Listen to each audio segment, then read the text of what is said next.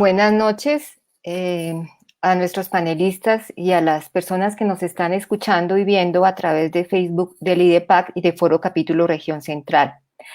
Vamos a iniciar nuestro tercer conversatorio organizado por el IDEPAC y Capítulo Región Central de Foro Nacional por Colombia en el marco del curso de formación del ciclo de políticas públicas y movilización social.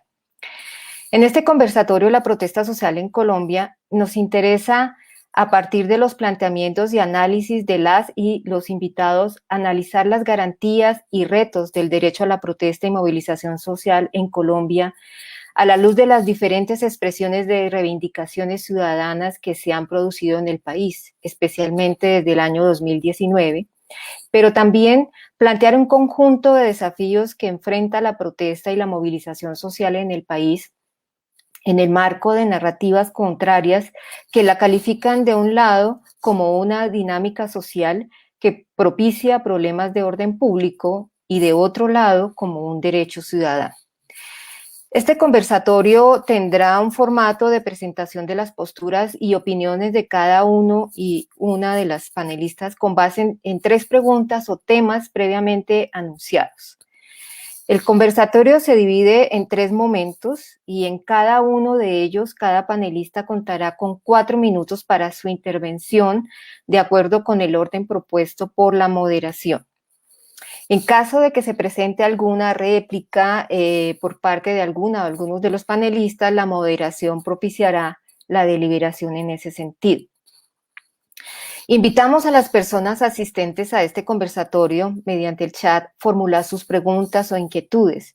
En el último momento del conversatorio, si nos alcanza el tiempo, se recogerán algunas preguntas del público para que las y los panelistas respondan, pero también durante el trayecto del conversatorio, si vemos algunas preguntas que son bastante interesantes, podemos introducirlas en el conversatorio. Para abordar estas discusiones y análisis nos acompañan 5 panelistas, 2 mujeres y 3 hombres. Al respecto, quiero informar que por algunos problemas relacionados con un viaje no nos puede acompañar Julián González de la Comisión Colombiana de Juristas. No obstante, contamos con la presencia de Ana María Rodríguez, también de la Comisión Colombiana de Juristas. Voy a presentar rápidamente nuestros invitados e invitadas y leer pues, su perfil de cada uno de ellos. Tenemos a Jennifer Pedraza, ella es economista de la Universidad Nacional de Colombia, estudiante de la Maestría de Ciencias Económicas de la misma universidad. Es representante estudiantil de la Universidad Nacional de Colombia y hace parte del Comité Nacional de la Asociación Colombiana de Representantes Estudiantiles de Educación Superior, ACREES. De otro lado, nos acompaña también José María Balcázar Castillo. Él es politólogo de la Universidad del Cauca, especialista en gobierno y políticas públicas de la Universidad de los Andes y especialista en gerencia de la Universidad Externado de Colombia. Ha trabajado como defensor delegado para la orientación y asesoría a las víctimas del conflicto armado interno. Fue defensor encargado de la Regional del Huila de Defensoría del Pueblo y actualmente es director de Empresa y Derechos Humanos de la Cámara de Comercio de Bogotá. En tercer lugar, nos acompaña Ana María Rodríguez. Ella es abogada de la Universidad de los Andes, magíster en Derecho Internacional, tiene experiencia en consultoría e investigación en derechos humanos. Actualmente es la subdirectora de la Comisión Colombiana de Juristas y es coordinadora de incidencia internacional de derechos humanos de la Comisión ante la Organización de las Naciones Unidas. También nos acompaña Andrés Hidárraga, es abogado de la Universidad Libre y magíster en políticas públicas de la Universidad Torcuato Di Tella de Buenos Aires, cuenta con 15 años de experiencia profesional, ha trabajado en la Dirección de Derechos Humanos de la Secretaría Distrital del Gobierno, la Coordinación General del Programa Sur de Convivencia, así como en distintas gerencias en el IDEPAC, y también ha trabajado en la Secretaría Distrital de Salud, en el Centro Nacional de Memoria Histórica y en la Unidad para la Atención y Reparación Integral a las Víctimas. También ha trabajado en el sector privado y ha sido docente en universidades. Y por último, el director del IDEPAC, Alexander Reina Otero. Él es politólogo y magíster en estudios políticos de la Pontificia Universidad Javeriana, con experiencia en el manejo de relaciones políticas con integrantes de corporaciones públicas distritales, así como en la formulación, seguimiento y evaluación de políticas públicas con énfasis en derechos humanos, participación ciudadana y derechos electorales. Es experto en el diseño e implementación de estrategias de comunicación política y docente universitario durante más de 10 años en temáticas relacionadas con cultura política, control social, mecanismos de participación ciudadana y contexto geopolítico. Ha sido investigador, columnista de opinión y asesor en varias entidades y proyectos. Y actualmente es el director del IDEPAC. Creo que tenemos una buena nómina para propiciar una buena discusión en esta noche. Y vamos ya a dar el comienzo a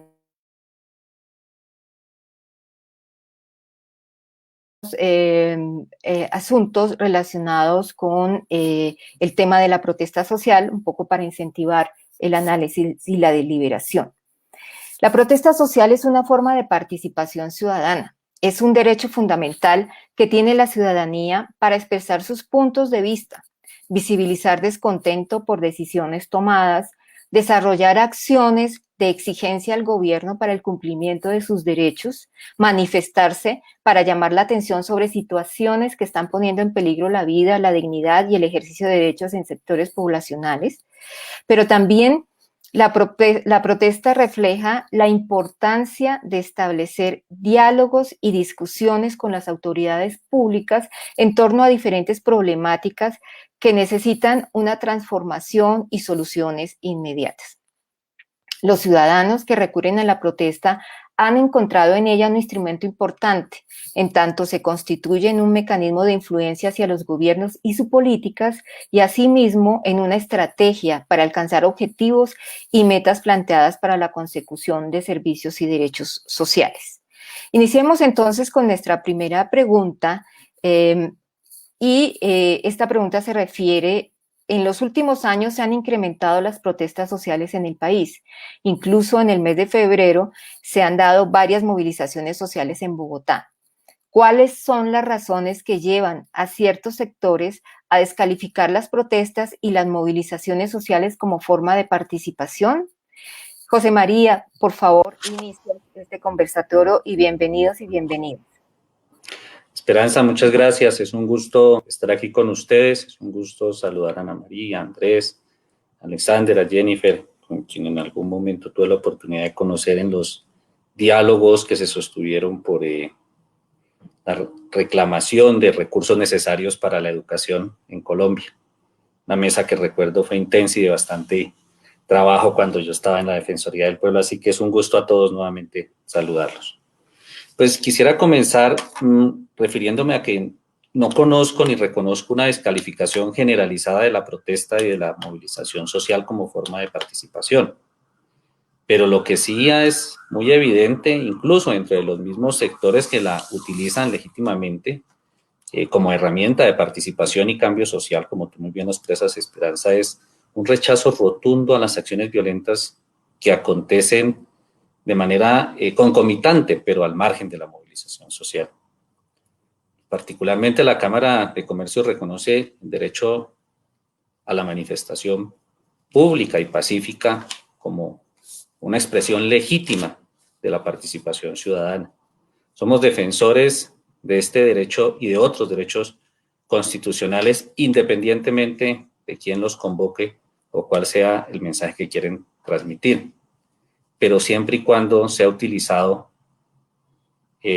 este medio y se corresponda con lo previsto con el artículo 21 del Pacto Internacional de Derechos Civiles y Políticos, en el sentido de no conllevar actos violentos. Esto es en términos de la observación general 37 del Comité de Derechos Humanos de las Naciones Unidas, aquella que, y si me lo permiten la cita, no conlleve al uso por parte de los participantes de una fuerza física que pueda provocar lesiones o daños físicos graves a los bienes. Y reconocemos la protesta pacífica no solamente porque lo dictan las normas jurídicas, reconocemos y la respetamos con la convicción ética de que el otro se encuentra dotado claramente de dignidad y como sujeto con plena capacidad para ejercer sus derechos. Pero rechazamos vehementemente todo acto de violencia que pueda surgir al margen de las manifestaciones. Y lo rechazamos con vehemencia porque justamente allí es donde se desconoce la convicción ética y se desvalora la dignidad humana. Yo quisiera simplemente citar una cifra y para no extenderme, para que se hagan una idea, en nuestras mediciones de la encuesta de percepción y victimización del año 2020, encuesta que salió hace muy pocos días, encontramos que el 48% de los ciudadanos consideró que la ciudad no es segura para hacer negocios. Y de ellos, el 26% lo considera porque existe algún riesgo de ocurrencia de hechos vandálicos o azonadas en el contexto de las manifestaciones. Reitero, de manera concomitante, pero al margen de la movilización social. Y con ello, y con esta cifra no quiero sugerir que se necesitan más restricciones ni nada semejante. Solamente quiero llamar la atención sobre el impacto de los fenómenos violentos que nos permiten visualizar que con el paso de los años, las situaciones a las que se enfrentan los ciudadanos en la ciudad, en el marco de sus actividades cotidianas, tienen una incidencia directa en la percepción de seguridad y, por supuesto, la movilización social no es una variable independiente a dicha percepción.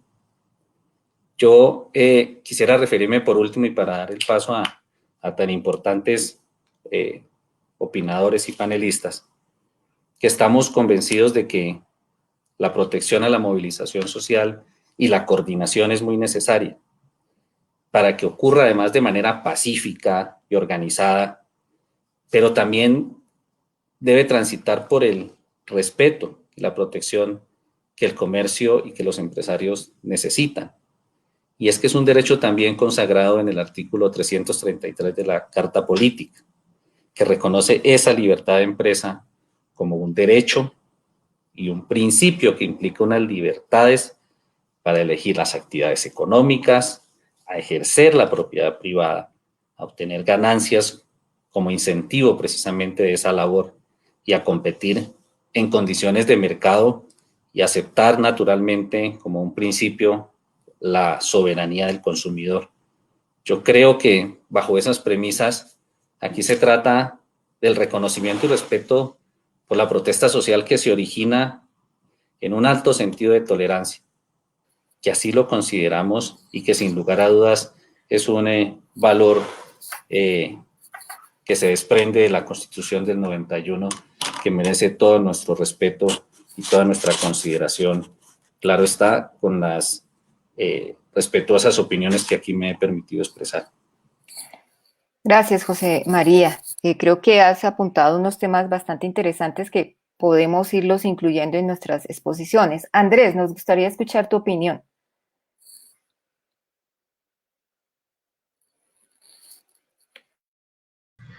Hola, muy buenas tardes a todos y a todas. Un saludo muy especial a todas las personas que nos acompañan, no solamente aquí en el panel, sino por supuesto a las personas que nos están viendo en este momento.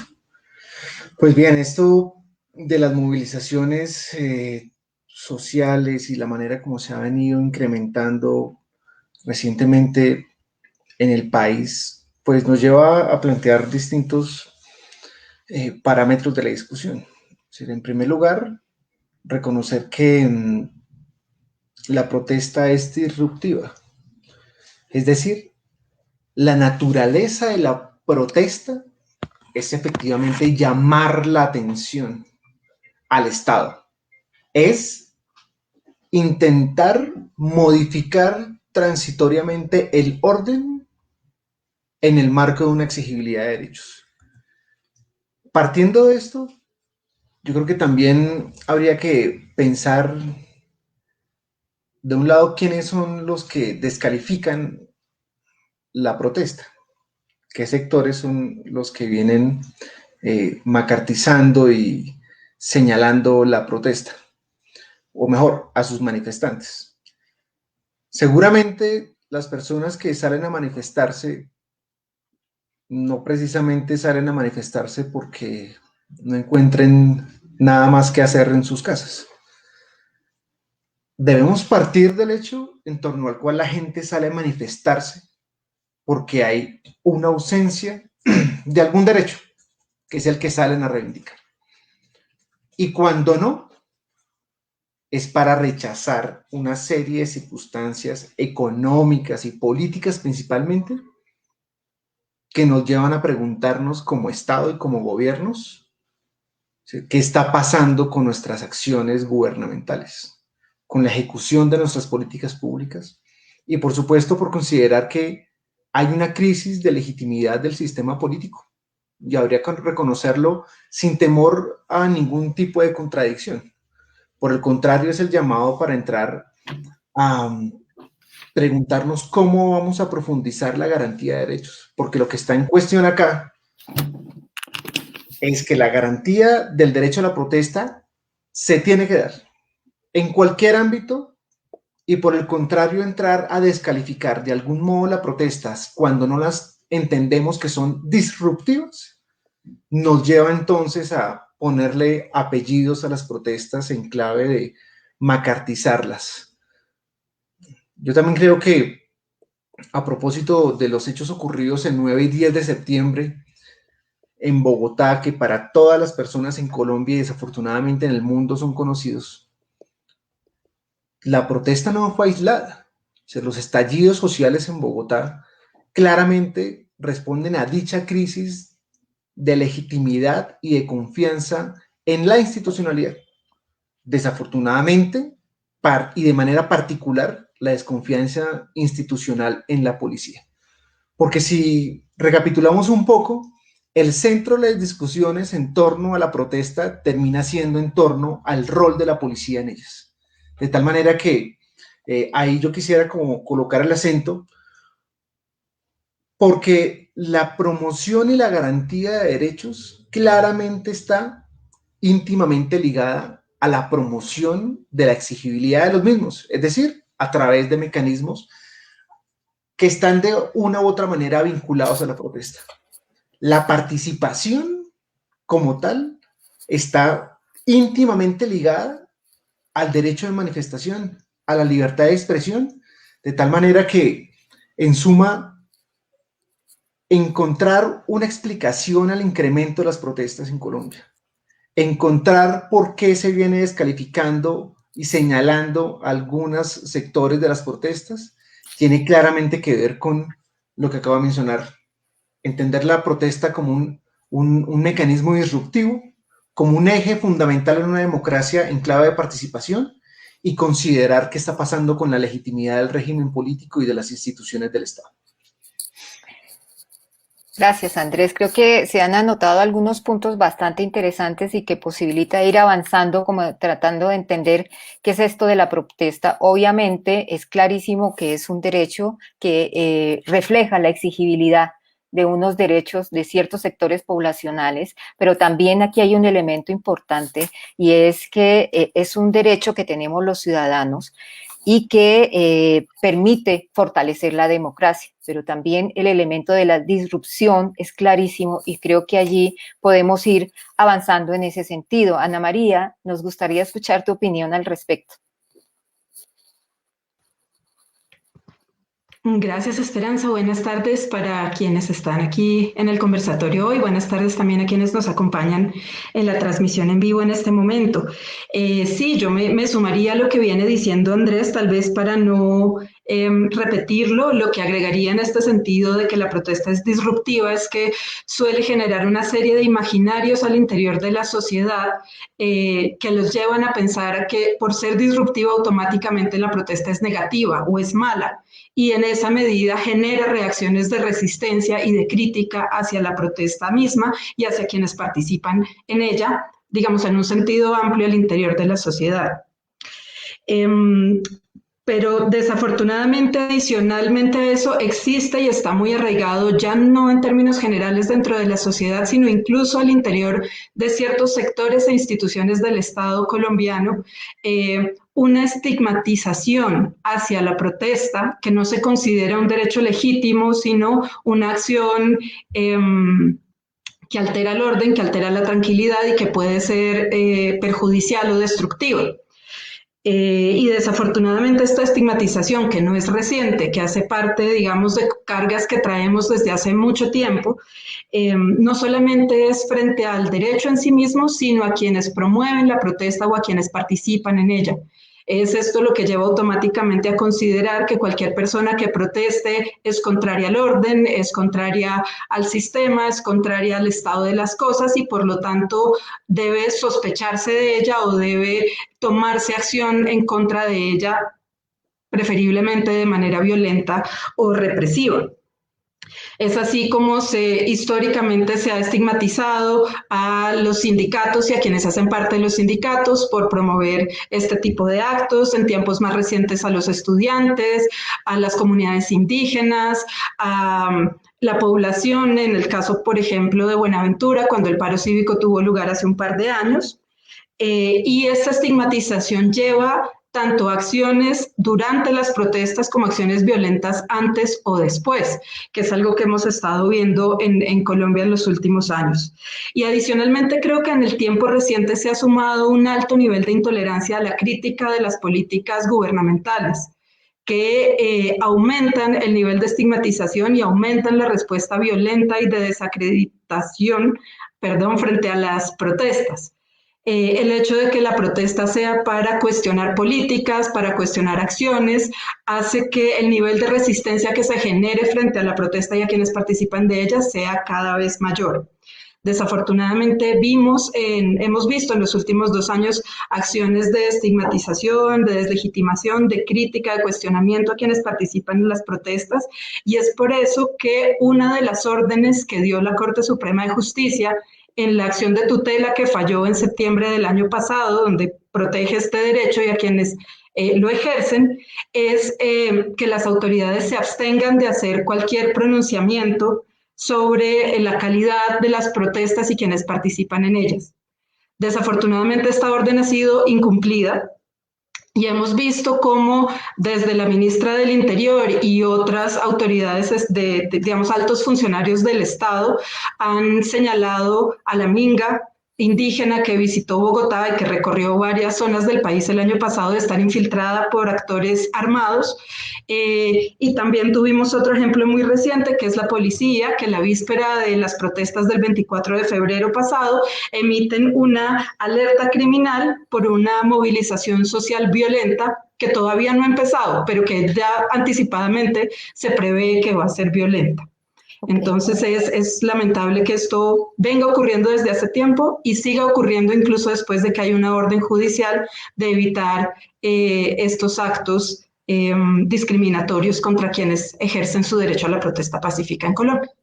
Gracias, Ana María. Creo que tocas algunos puntos también interesantes que van como ampliando esta mirada que se tiene no solamente desde la perspectiva de los derechos, sino también desde la estigmatización y hasta cierto punto la criminalización. Alexander, nos gustaría también escuchar un poco a partir de las experiencias y en el caso de Bogotá un poco cómo evidencian este tema de las protestas. Hola, muy buenas noches a todas. Gracias por estar aquí a todos, por convocar, pues por venir a esta convocatoria en nombre del IDEPAC y de Foro.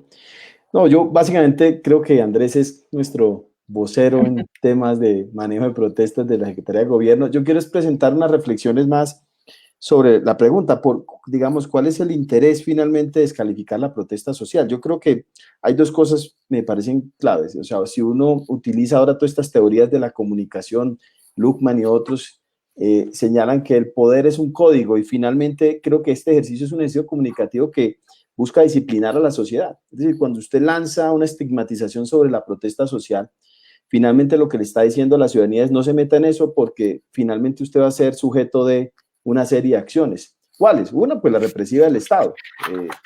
Pues siempre habrá un cuerpo de seguridad que cuide o proteja a, como dicen siempre, a los que no protestan o a los bienes públicos, pero finalmente lo que se está señalando es eso. Y eso me parece grave en una democracia porque si no logramos cambiar esa forma de simplificar, que es el otro efecto que genera o el otro propósito, es simplificar el conflicto social, porque usted le está diciendo a la gente no debe protestar y segundo, si usted protesta, lo único que resulta de la protesta es violencia. Entonces usted está desestimulando el ejercicio de la acción colectiva ciudadana que es un derecho, como ya todos lo han dicho, y que está más ligado a la historia del surgimiento del Estado. O sea, el Estado surge con la posibilidad de que el ciudadano, cuando sienta que no está siendo representado, se pueda expresar. Y yo creo que lo que también, digamos, ¿por qué tienden a deslegitimar la protesta social? Es porque hay sectores conservadores que defienden pues una lógica que en el mundo se ha presentado, que ha conservadurizado el orden, digamos, global mundial, en el sentido de que el modelo que tenemos es un modelo que ejerce, como genera plenas garantías y no hay razón por qué protestar, o sea, no hay razón por qué cuestionar. Entonces, eso, ligado en un contexto como el nuestro, de violencia histórica, de políticas de seguridad nacional desarrolladas con la lógica del enemigo interno que buscaba perseguir comunistas debajo de las piedras, y con una presencia histórica también de la insurgencia que por muchos años, hasta el año 91, según los expertos y los análisis que se hacen, pues la insurgencia tuvo una hegemonía en el movimiento social, hoy no la tiene. Hoy el movimiento social de una u otra manera tiene voz propia, tiene expresiones propias, pues se vuelve un caldo de cultivo que revuelve todas esas variables y termina siendo, digamos, útil para quienes finalmente defienden esa lógica en que no hay razones, no hay justificaciones, y yo lo que hago es simplificar el conflicto diciendo, mire que los que protestaron son los violentos porque rompieron una puerta Transmilenio. Bueno, una o varias, no estoy diciendo que no lo hagan. Entonces yo creo que en general, si usted mira el bosque, ¿cierto? Usted encuentra un contexto desde estas perspectivas que son realmente contraproducentes para una democracia. Quizás en Europa, pues, la cosa se vea de otra manera, pero en nuestro contexto es realmente convulsivo y eso hace que sea complejo poderlo señalar. Ahora, yo creo que, obviamente ya ahorita menos hablaremos de eso, pero yo creo que en nuestro país, pues, el movimiento social ha venido evolucionando de una manera con creatividad y con innovación que ha roto todas esas, digamos, estigmas. Solo que, insisto, es más fácil decir que la protesta es violencia que decir por qué la gente está protestando. O sea, y entonces por eso, sí, respondiendo a la pregunta, ¿por qué es que los que señalan y estigmatizan la protesta lo hacen? Pues porque es más fácil comunicarlo finalmente, es más fácil explicarlo, ¿sí? Los medios de comunicación terminan explicándolo de esa manera. Fíjense que cuando usted ve una protesta, lo que sale en los medios de comunicación es cuántas puertas rompieron, cuántos transmilenios pudieron haber dañado, etcétera, etcétera, pero nunca preguntan por qué la gente estaba en la calle, cuál era la razón. Y eso, pues, obviamente favorece a quienes no desean, ni valoran, ni validan este ejercicio de protesta. Gracias, Alexander. Creo que tocas también unos puntos interesantes en términos de del movimiento social o los movimientos sociales en el país que cada vez hacen mayor presencia, pero también hacen uso de distintas formas de expresión, no solamente a través de, por ejemplo, procesos participativos institucionales, sino a través de la movilización. Pues me gustaría también escuchar a Jennifer, que tiene una postura, por supuesto, pero que también ha sido una persona que ha movilizado y que ha estado en estos procesos. Jennifer. Bueno, muchísimas gracias por la invitación, incluso por hablar de este tema. Creo que es un tema fundamental y que ha venido tomando mucha relevancia, especialmente a partir del 2019 y del 2018. Un saludo para todas y para todos los panelistas y para las personas que nos están viendo esta noche en pleno frío bogotano tan difícil en el día de hoy. Pero bueno, aquí estamos precisamente para hablar de un tema súper clave, que es el derecho a la protesta. Yo creo que el derecho a la protesta social y como está hoy contemplado en Colombia es fundamental porque además de ser un derecho constitucional y, digamos, tener un marco normativo que lo autoriza, etcétera, creo que políticamente este es un derecho fundamental porque es un derecho del cual emanan o devienen otros derechos, del cual dependen de alguna forma otros derechos. Es un derecho que abre puertas a los demás derechos. ¿Qué quiero decir con esto? Por ejemplo, el derecho a la salud, por supuesto, es un derecho aparte del derecho a la protesta, pero ¿qué pasa si, por ejemplo, no hay recursos para la salud? O imaginemos que fuera un país en el que la gente se muriera en la puerta de los hospitales porque la CPS no pudiera tener no garantizara el acceso a la salud como un derecho, pues en ese momento es muy probable que la gente tuviera que salir a movilizarse, a marchar para decir, oigan, nos estamos muriendo en la puerta de los hospitales. ¿Qué pasaría si se cayeran las universidades públicas, estuvieran absolutamente desfinanciadas y entonces no se pudiera hacer efectivo el derecho a la educación superior? pues seguramente los estudiantes saldríamos a marchar a decir, este derecho no se está cumpliendo. En esa medida, el derecho a la protesta es un derecho garante de los demás derechos y que además es la forma a través de la cual se han conquistado los grandes avances de la humanidad, como el derecho al voto femenino, incluso la jornada laboral, es decir, todas las cosas y las garantías de las cuales nuestras generaciones hoy disfrutan, que tal vez uno, yo que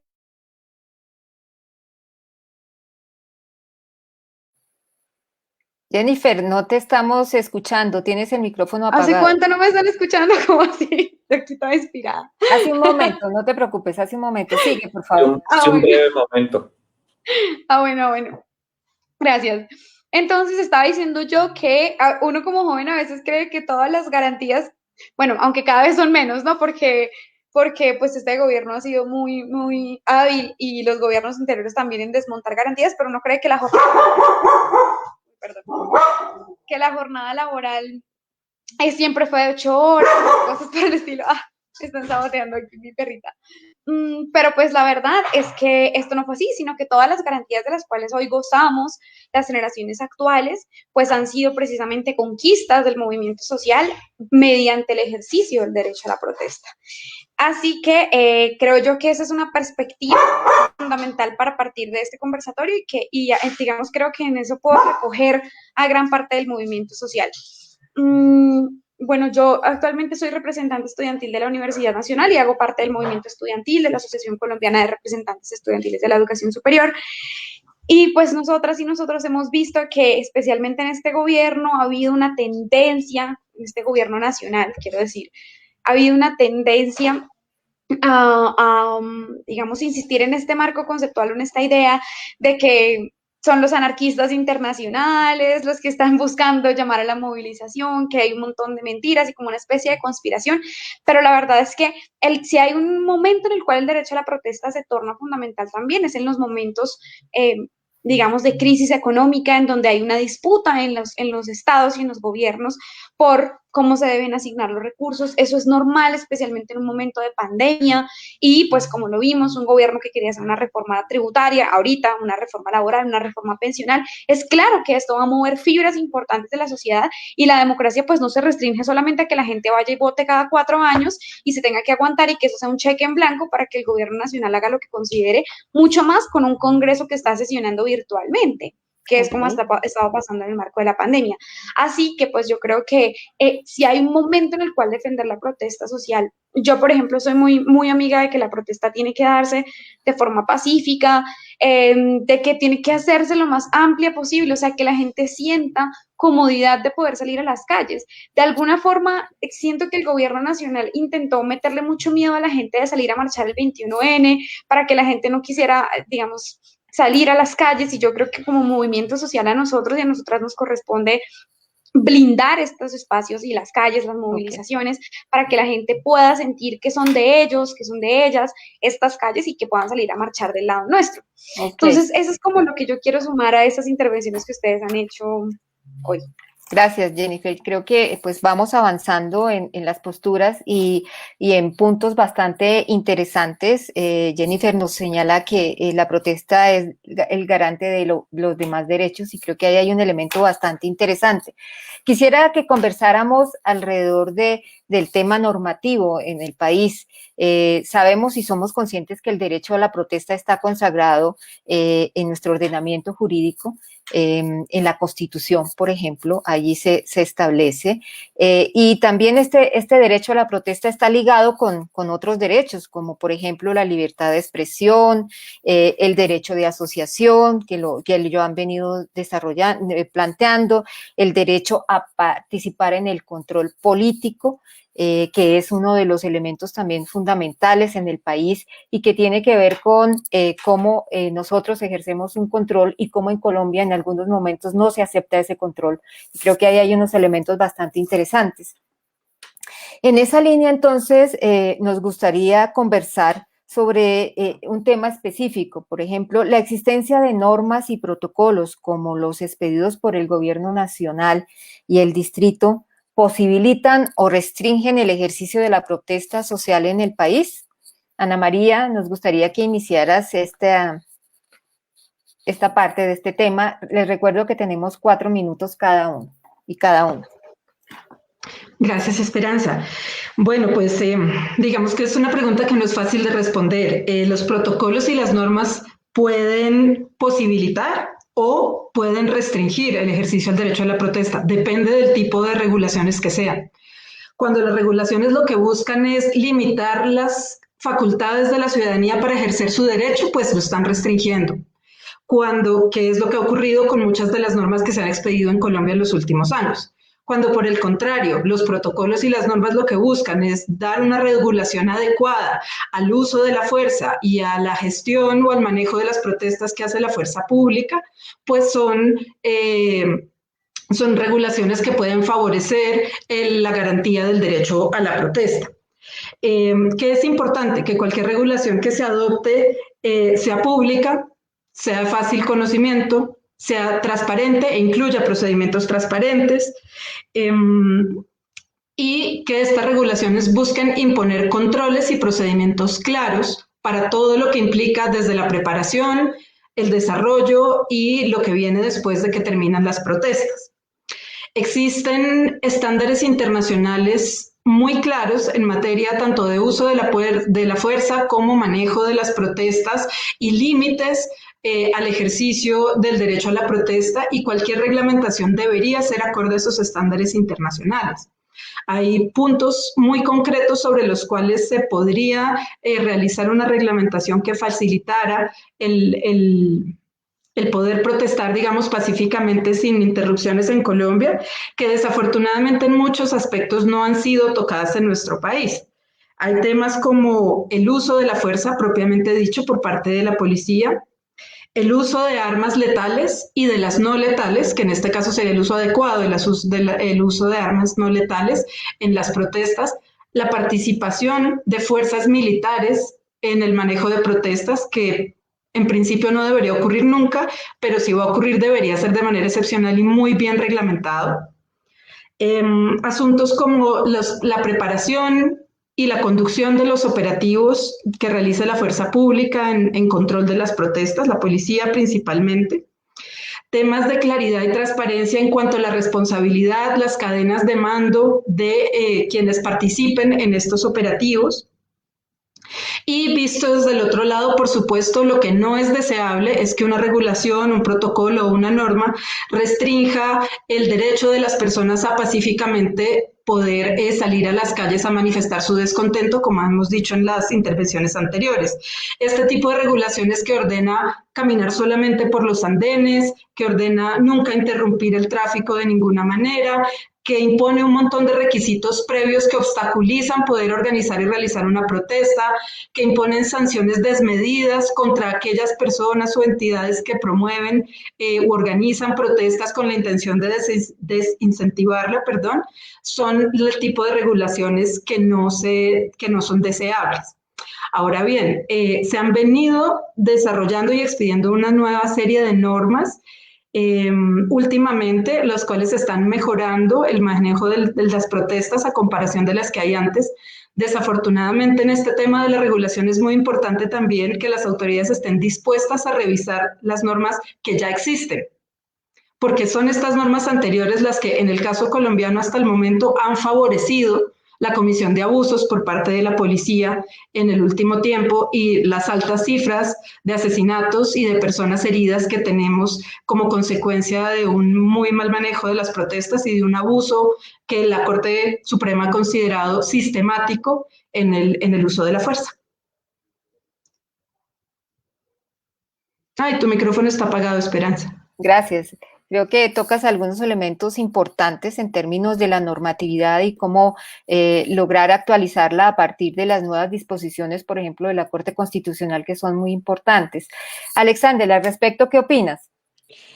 Pues mire, yo creo, compartiendo gran parte de lo que han dicho, pero a mí me parece que los protocolos, y en eso creo que en la alcaldía me le voy a meter un poco a Andrés ahí pero lo que yo he observado es que los protocolos que estén pensados para que se experimenten o se pongan en práctica o en escena nuevas prácticas desde parte de la institucionalidad de abordar y afrontar una protesta, pues yo creo que son beneficiosos.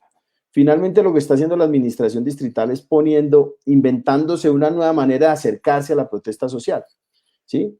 Y eso creo que algunos dirán que es encubrir el uso de la fuerza, pero yo creo que todo ese trabajo previo de diálogo, de acercarse a los manifestantes, de evitar que vaya la fuerza de choque, que haya más control, básicamente es tratar de todo el aparato administrativo, tratar de pensar cómo tratar un tema que históricamente se ha tratado, insisto, como lo señalaba yo al principio, desde el punto de vista de la cultura política se ha establecido códigos que simplifican eso como simplemente pura violencia, ahora terrorismo y ahora, digamos, como una práctica nociva para la democracia, tratar de revalorarle y decirle, no, es que tenemos que tratar de tratarla de otra manera, me parece que es positivo.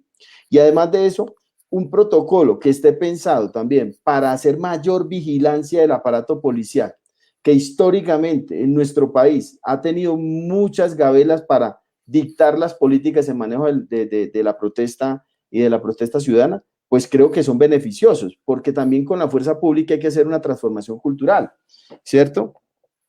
Y además de eso, un protocolo que ponga en escena una discusión que tenemos que dar en la sociedad colombiana y el movimiento social, y es que el repertorio del uso de la violencia por algunos sectores minoritarios debe cuestionarse y debe seguirse cuestionando como lo ha hecho el movimiento social, y la sociedad lo tiene que seguir rechazando.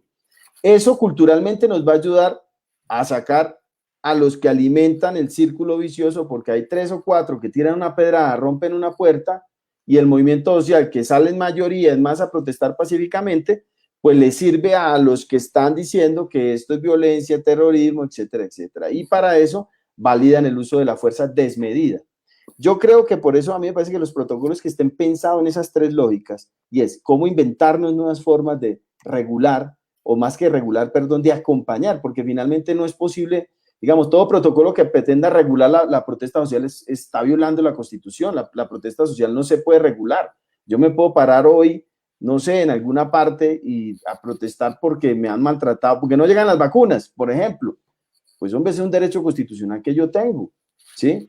Y tendré que hacerlo de alguna manera que pues que no afecte el bienestar de los demás, pero es mi derecho, ¿sí? Entonces creo que es el solamente pensar cómo atender ese tipo de casos, yo creo que es positivo.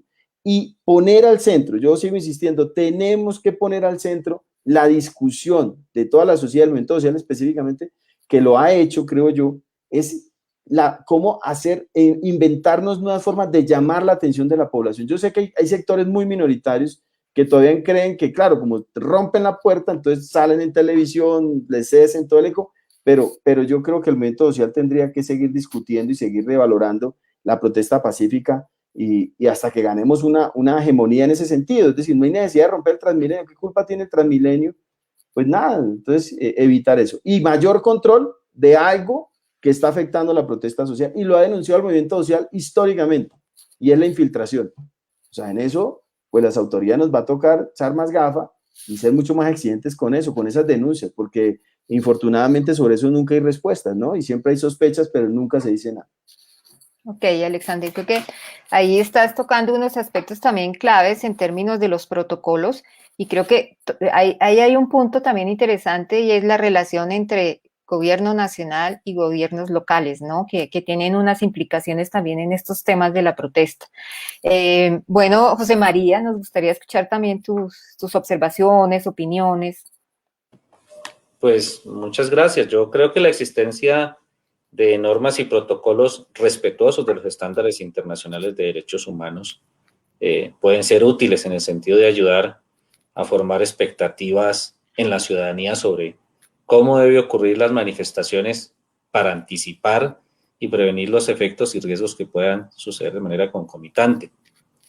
Los esfuerzos por organizar la actuación de las autoridades y la coordinación en terreno y el funcionamiento de puestos de mando unificado han sido una contribución muy importante para tener toma de decisión asertiva, y los espacios que se han creado en la planeación y seguimiento a las jornadas me parece son indispensables, y yo creo que los ponderamos como positivos.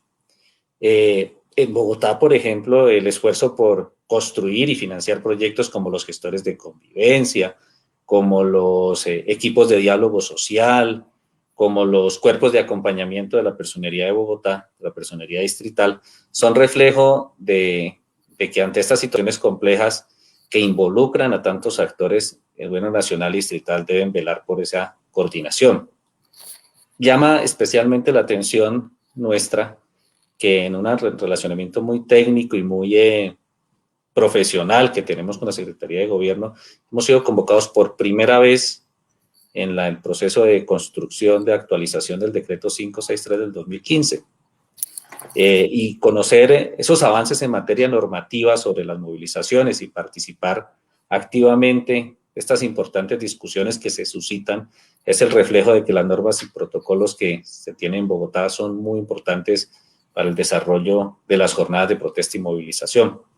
Pero ante todo son fundamentales porque buscan la garantía máxima de los derechos, pero también el cumplimiento de los deberes de los involucrados en estos escenarios. Y eso me parece que es un importante llamado.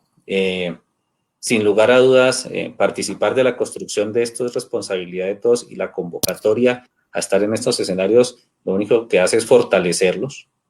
Nosotros participamos con voz pero sin voto y esperamos estar de manera rigurosa en ese ejercicio. Resulta un poco a veces disruptivo, innovador, pero nos parece absolutamente valioso estar allí. Ok, José María, gracias. Ahí tocas un punto interesante en términos, y esto es un poco también para Jennifer y para los demás, en términos de que hay unas normas que pueden estar restringiendo, que se tienen que actualizar, pero también hay un elemento importante y es que tanto esas normas, esos protocolos, se formulan atendiendo la participación ciudadana y la incidencia ciudadana, no solamente desde la perspectiva de ciertas autoridades, sino también desde el papel y el rol que puede jugar la ciudadanía. Entonces, Jennifer, si quieres comentar alrededor del tema normativo y de protocolos en el país. Bueno, yo francamente considero que lo que ha pasado en Bogotá es un súper avance, o sea, el establecimiento de protocolos y de, digamos, pasos que se deban satisfacer antes de cualquier tipo de intervención de la fuerza pública en la protesta, a mí me parece que eso es esencial. O sea, yo quiero recordar cómo era en el 2018 cuando estábamos marchando, recuerdo tanto que Peñalosa dijo, estudiante que me ponga un pie en la calle, le mando al ESMAD y todos como, oigan, pero acá hay un derecho constitucional, o sea, no importaba eso para nada. Entiendo que por supuesto puede haber errores y falencias y bueno, eso también, digamos, no es una cosa que cambie un día para otro, hay que, digamos, es un proceso de transformación que toma tiempo, pero a mí me parece que es un avance muy, muy, muy importante.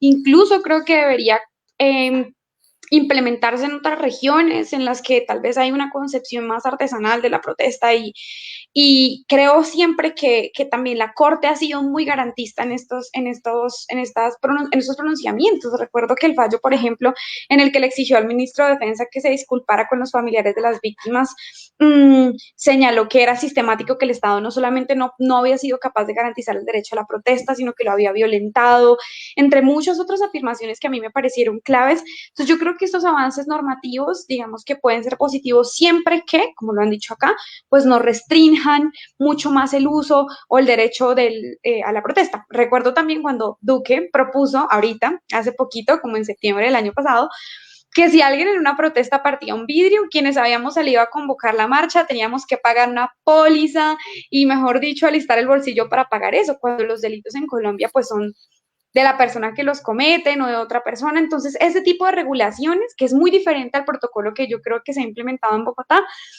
sí creo que son enemigas del derecho a la protesta y parten además de concebirla no como un derecho fundamental, sino como una actividad criminal, que eso es algo también de lo que el movimiento social pues nos hemos venido apartando. O sea, nosotros no sabemos cómo más decirles que francamente convocamos nuestras movilizaciones pacíficas y que pues la queremos blindar esa gran herramienta que tenemos las y los colombianos para poder incidir en la política.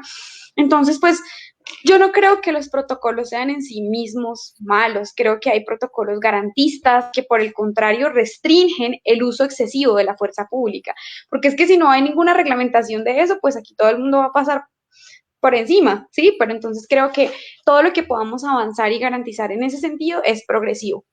Mm, y digamos la última idea que quiero compartir acá es que en el movimiento social hemos venido dando ese debate, pero ha sido difícil. Yo, por ejemplo, como les decía ahorita, soy muy partidaria de que, de que las protestas y que las marchas, pongámosle más bien, se desarrollen de forma tranquila, de forma artística, pacífica. Creo que es la mejor forma para hacer conocer el mensaje que llevamos, ya sean las vacunas, ya sea lo que sea, las mujeres, ahorita el 8 de marzo, que seguramente vamos a marchar. Creo que ese es el mejor mecanismo, pero a veces también hemos tenido momentos en los que hay excesos, usos excesivos de la fuerza pública sobre las manifestaciones. También recuerdo en el 2018 marchas absolutamente tranquilas que igual son intervenidas por el SMAT. Y eso pues creo que hay que evitarlo a toda costa para, pues para que podamos también transformar esa concepción. Yo estoy muy de acuerdo con lo que decía Alexander, o sea, también es que en Colombia tenemos una historia que no podemos desconocer y que ha incidido en esta concepción del derecho a la protesta, pero pues es nuestra labor transformar esa historia y cambiar esa concepción cultural que hoy se tiene de este derecho. Ok, gracias, Jennifer. Andrés.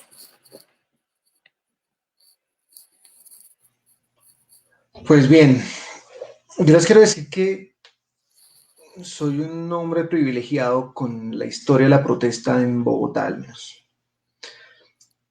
Por allá en el 2013, recuerden el paro nacional campesino que terminó en Bogotá.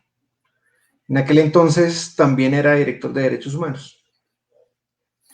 Y luego de todo lo que nos sucedió en Bogotá, decidimos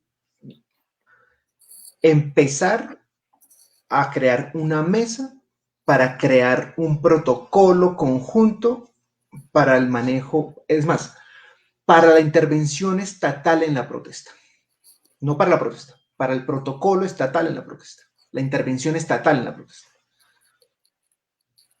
Y de allí nació lo que hoy es el decreto 563 de 2015, que estableció unas reglas claras, mínimas, para la garantía del derecho a la protesta en Bogotá, que es, debo decirlo, la madre de toda la normatividad nacional, que por supuesto se desprende de la Constitución, pero que en materia de protesta, sin lugar a dudas, es la norma más avanzada que hay en Colombia, el decreto 563 de 2015, que no se aplicó durante el gobierno de Peñalosa.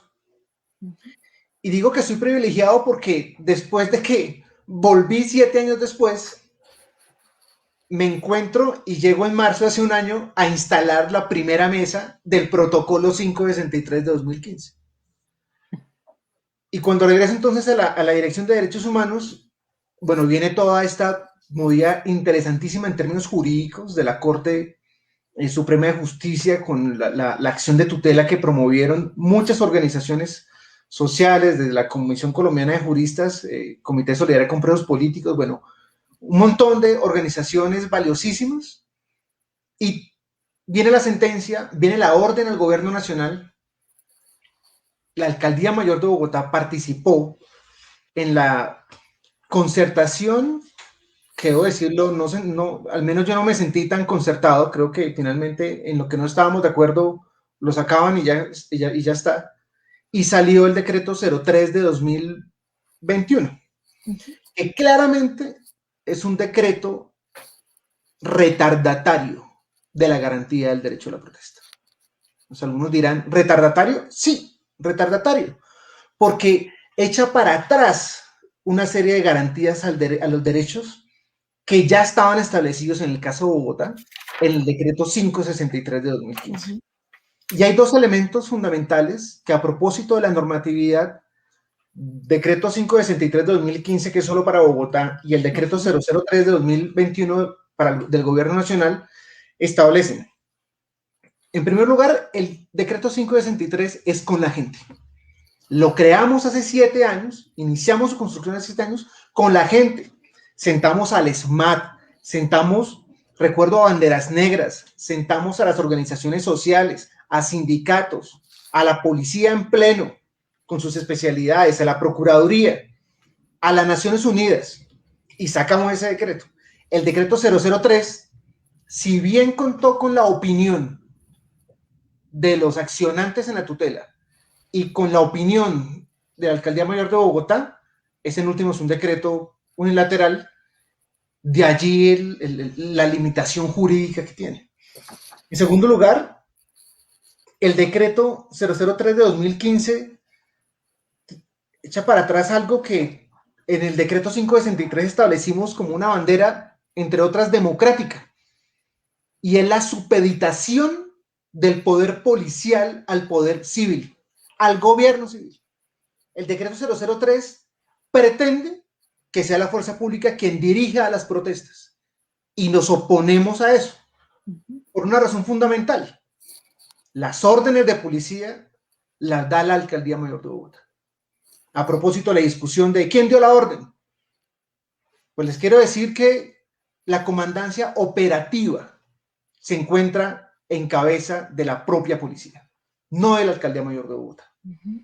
De allí sale una discusión muy de largo aliento a propósito de la reforma a la policía, a propósito de si Bogotá o todos los entes territoriales deban tener una propia policía de carácter civil, desmilitarizada, mucho más humana, mucho más preventiva, mucho más en lo conciliatorio, que entre otras garantiza el derecho a la protesta. Ahora, si al Estado, y me paro como si no lo fuera, no le gusta la protesta, pues entonces garantice los derechos. Es así de sencillo.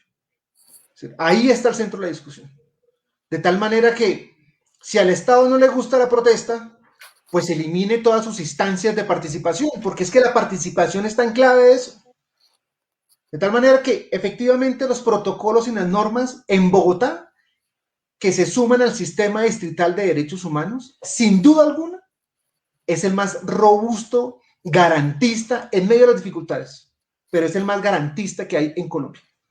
Y por el contrario, si estamos, digamos, intentando resolver esa contradicción jurídica que hay entre la aplicación del 003 de 2021, que le da la orden a la policía que depende del Ministerio de Defensa, del gobierno nacional en consecuencia, para decidir qué pasa en las protestas.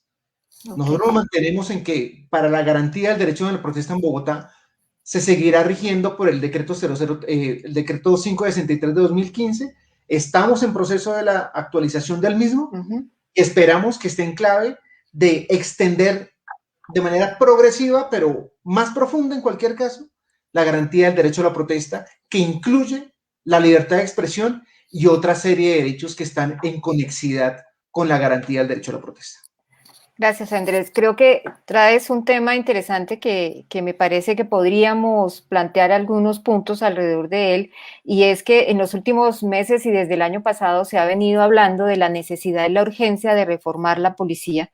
Y en ese sentido me gustaría un poco escuchar sus opiniones. ¿Es posible o no hacer una reforma profunda, democratizar la policía y lograr realmente que se respete no solamente el derecho a la protesta, sino otros derechos? No sé, Jennifer, si quieres comentar al respecto. Perdón, se me entrecortó un poquito lo que dijiste al final, perdón. Mira, quisiera como que conversáramos alrededor de esa propuesta que ha circulado en los últimos meses de la importancia y la necesidad y la urgencia de reformar la policía para garantizar los derechos. Entonces, un poco la idea es, ¿qué opinión tienes al respecto? Que Andrés ha señalado ese punto que me parece clave. Yo creo que eso es fundamental, o sea, me sumo completamente. Y estuvo muy chévere esa historia que no conocía de ese decreto, de todo el proceso de construcción previo que hubo. Creo que eso es una urgencia, quedó más que claro durante todo lo que pasó en septiembre, por ejemplo, que pues había una desautorización, yo no sé si eso tenga algunas implicaciones legales, pero sobre la dirección y sobre la orientación de la alcaldía en cabeza de Claudia López de la policía, y eso ha sido muy claro. No es la misma posición la que, por ejemplo, han tenido alcaldías anteriores sobre la protesta social, cuando pasó lo de Dylan, para nada, que pues cuando asesinaron a Dylan en el marco de las protestas del 2019, no encontramos en la alcaldía un aliado para poder plantear estas discusiones, y por el contrario, creo que para eso ha servido esta situación, que ha sido para poner un ojo en lo estructural, que yo sí creo que es la necesidad de exigir una reforma a la policía, tanto para poner más restricciones como para hablar un poco también de las condiciones laborales, de las condiciones de formación, de educación en los temas de derechos humanos, de garantías democráticas básicas, porque si hay todo un discurso de criminalización del derecho a la protesta que necesitamos pues refutar. Yo creo que tenemos los argumentos, creo que podemos ponernos en la labor de educar también a esos ciudadanos y a esas ciudadanas sobre entenderlo de una forma distinta, porque además eso va a seguir pasando, o sea, entre más democráticos son los países, incluso más movilizaciones hay. Uno cree que en los países nórdicos o que en Europa no hay movilizaciones, hay marchas todos los días y no tenemos que aspirar necesariamente a una sociedad en la que no haya expresiones de protesta, sino una sociedad en la que se garanticen los derechos y se entienda que la democracia pues implica también eso.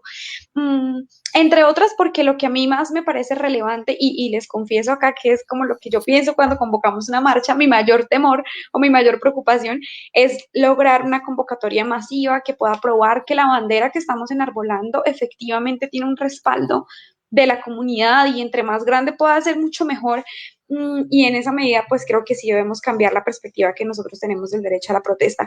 Yo digamos que no soy experta en esos planteamientos de cómo reformar a la policía, creo que tengo que estudiar esos temas pues y aprender de las personas que más saben, digamos, no tengo como propuestas concretas más allá de lo que les acabo de plantear, pero sí creo que urge por lo que he visto y por lo que he vivido también, porque yo obviamente pues he chupado gas un montón en movilizaciones pacíficas y tranquilas que están ahí, y de un momento a otro, pues como les decía, hay una intervención clara.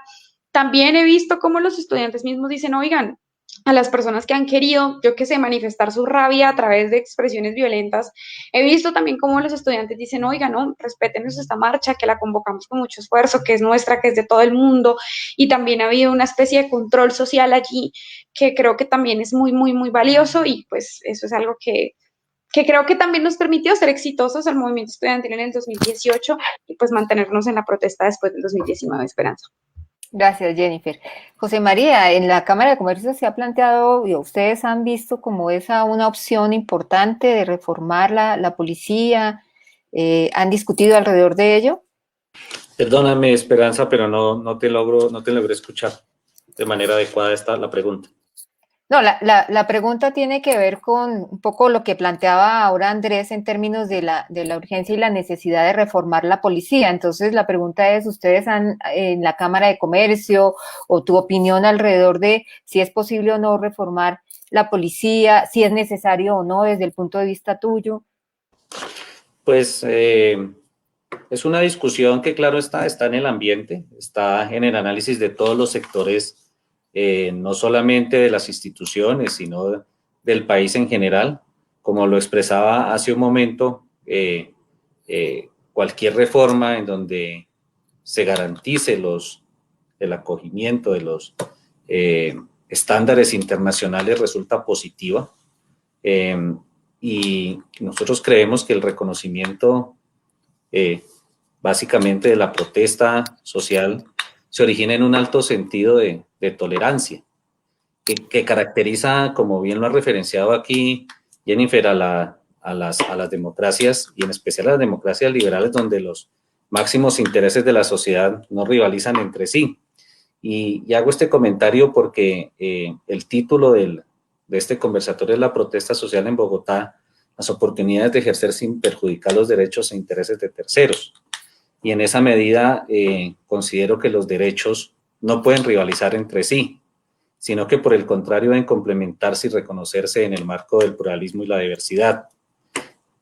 Yo también lamento mucho que se presente en la protesta acciones violentas, y tal vez se presenta contra el comercio y contra locales, porque muchas veces desconocemos también en general el contexto de quién es el comerciante o el empresario en Colombia.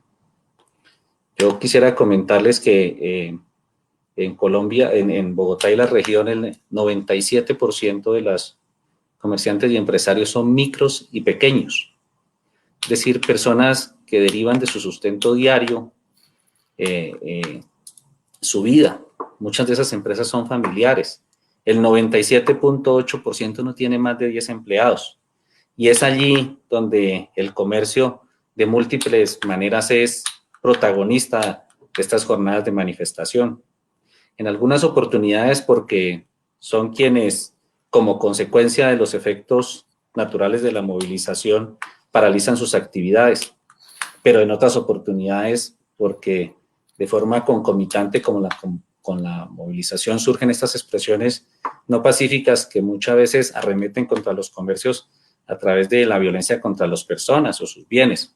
Es muy relevante escuchar en esta mesa la importancia, uno, de poder conciliar el interés de amplios sectores de la sociedad en torno a la reformulación de temas tan importantes como el decreto, pero también las acciones de índole colectiva en torno a impedir que desde el corazón de la protesta se generen hechos violentos.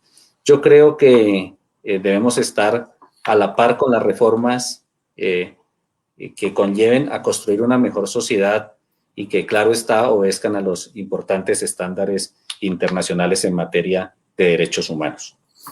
Gracias, José María. Ana María, sí me gustaría tu opinión a partir de las investigaciones que ustedes han hecho, las posibilidades reales o no solamente la necesidad, pero que creo que muchos de nosotros hemos advertido la necesidad de una reforma de la policía, de entenderla como un cuerpo civil. ¿Qué opinión tienen ustedes a partir de análisis e investigaciones que han hecho y de experiencias internacionales? Pues Esperanza, desafortunadamente es un hecho casi evidente que es necesario adelantar una reforma de la Policía Nacional. Desafortunadamente las cifras de abusos y de violaciones a derechos humanos cometidas por un cuerpo que está creado para proteger a la ciudadanía hacen que se llegue muy rápidamente a la conclusión de que es necesario adelantar reformas de este cuerpo. La organización Temblores ONG, en un informe que elaboró hace un tiempo, daba cuenta, no sé los datos exactos de memoria, pero de lo que recuerdo, digamos, entre 2017 y 2019 se presentaron un promedio, digamos, entre 13.000 y 15.000 personas heridas por eventos, digamos, o por actos de la policía, no únicamente en contextos de protesta, hago la claridad, pero por agentes de la policía, es decir, nuestra policía lastima un poco menos de 15.000 personas al año. Y frente a eso, el número de sentencias condenatorias de la justicia es inferior a 10. Entonces, tenemos un problema muy grande en un cuerpo que en vez de cuidarnos nos está lastimando, y una respuesta de las autoridades del Estado que en lugar de condenar y sancionar estas conductas e introducir los correctivos que deberían darse para que el cuerpo funcione adecuadamente, tolera y tapa de alguna manera estos comportamientos. Y desafortunadamente la propia policía se niega a adelantar un proceso de reforma, se niega a abrir y a tener transparencia en sus regulaciones, en sus normas, para que se pueda ver qué es necesario ajustar. Yo creo que también, digamos, ahí hay un paréntesis importante. Cuando se habla de reforma de la policía, nadie está queriendo decir necesariamente que se acabe con la policía, que se desmantele la policía. Creo que ese es un extremo al que se podría tener que llegar, pero que también uno podría empezar a hablar de reformar elementos puntuales donde están los nudos que generan la falta de control, la falta de transparencia, la falta de responsabilidad, que serían temas muy puntuales sobre los cuales se podría trabajar. Pero ante un bloqueo total, ante una negativa total de parte de la misma policía, ante una falta de autocrítica, que permita adelantar las reformas puntuales que sería necesario, pues llegan otras propuestas ya en el sentido, por ejemplo, de desmontar el SMAT debido a la alta cantidad de violaciones que comete. Y desafortunadamente las autoridades civiles, que como decía Andrés hace un momento, deberían ser quienes ejerzan su autoridad sobre estas autoridades armadas, también tienen un discurso parecido. Creo que es muy desafortunado, y lo hemos oído en el paro de 2009 y lo oímos el año pasado de manera reiterada, este discurso de que se trata de hechos aislados, cuando en septiembre hubo más de 30 policías que activaron sus armas de fuego contra civiles desarmados. es un discurso que no tiene cabida, que no es aceptable cuando estamos hablando de un gobierno democrático y que tiene la obligación de garantizar los derechos humanos de las personas. Si el discurso es de que son hechos aislados, si el discurso es que no se necesitan reformas, si el discurso es que el problema está en quienes protestan y no en quienes ejercen control sobre estas protestas, pues es muy difícil hablar de un proceso abierto, transparente, de poder adelantar estas reformas. No sé si ustedes recuerdan que el año pasado, por estas épocas, la Oficina de Naciones Unidas de Derechos Humanos aquí en Colombia, dentro de las recomendaciones que formuló al país, estuvo la de que la policía fuera apartada del Ministerio de Defensa y se trasladara al Ministerio del Interior, como está en todos los demás países del mundo, para que el nivel de militarización a su interior y sus procedimientos se ajustaran a los de un cuerpo civil, que es la naturaleza que debe tener la policía. Y la reacción de las autoridades, incluyendo el presidente de la República, fue increíblemente desproporcionada y agresiva ante una recomendación de este tipo, que no es la primera vez que se le hace a Colombia, que no es al único país al que se le ha hecho y que tiene fundamento en los niveles de violencia que estamos viviendo.